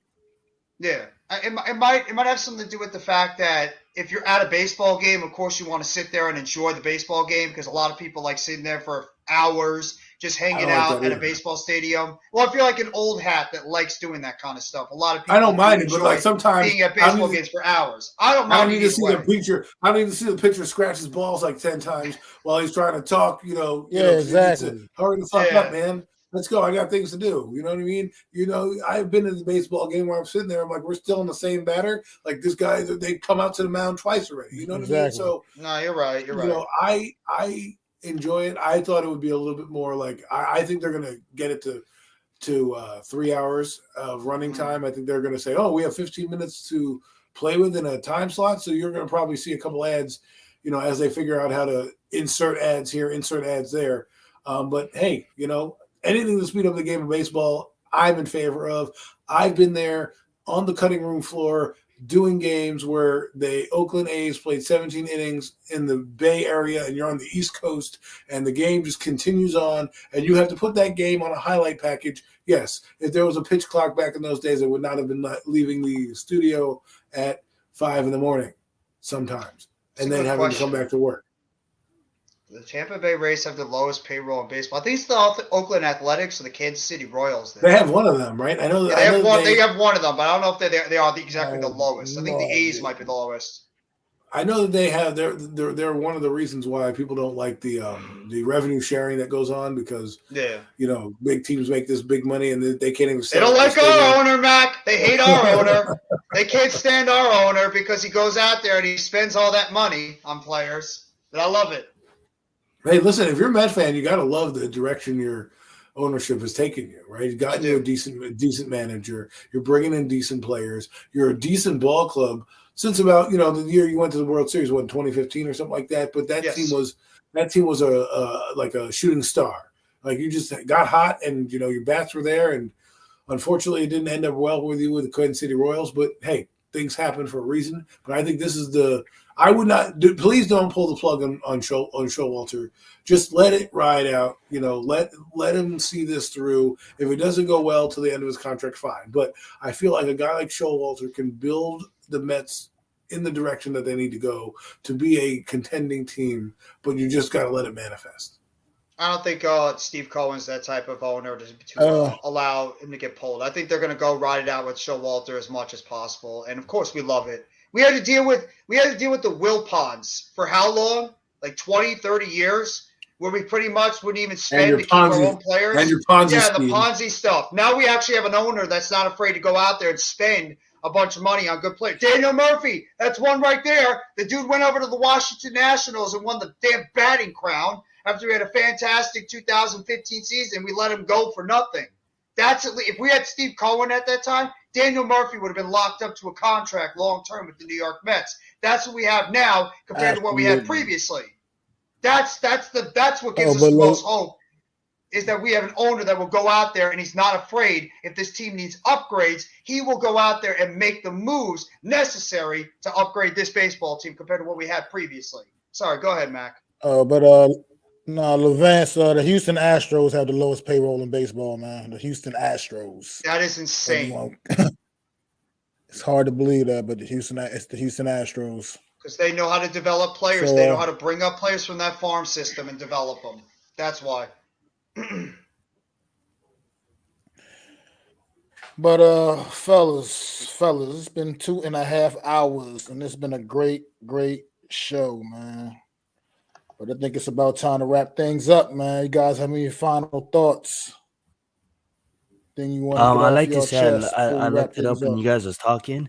Um, these this baseball game went for like 8 hours on like 25 minutes, like one of the longest games of all time. I'm like, damn, Yeah, there's probably that's like a crazy. ton of extra innings and It's like stuff. That's 33 just why. innings. Yeah, What? That's but awesome. no, I just want My to say last, thank you everybody that was here in the chat and being here and supporting us through the past 2.5 hours while we scream and yell our lungs out about the WWE, AEW, baseball, football, basketball, everything. Thank you guys, appreciate it.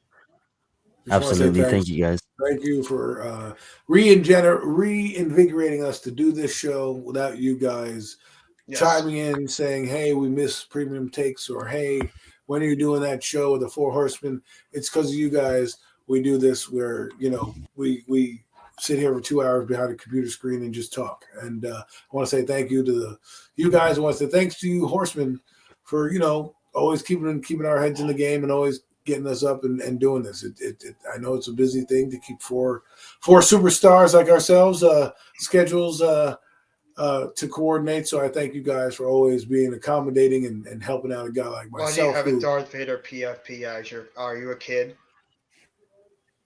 I'm a 40-year-old man and I like And Star Wars. everybody, What's your man. fucking problem? He's a man. He's a man. Come on. What do you like, Harry Potter? I mean, Well, give me a everybody, break. man, do want to say thanks for tuning in to another edition of the Premium Takes podcast. Hope everybody had a very good Easter, spending time with your family, friends, whatever you do. You know what I mean? I really appreciate it. Make sure y'all subscribe to my channel, subscribe to Zion's channel, subscribe to Adam Costas, subscribe to NYG Jeffy T, sub up to the Hardcore Sports Network. And until next Sunday, it's the Four Horsemen, man. We saying, "Hey!"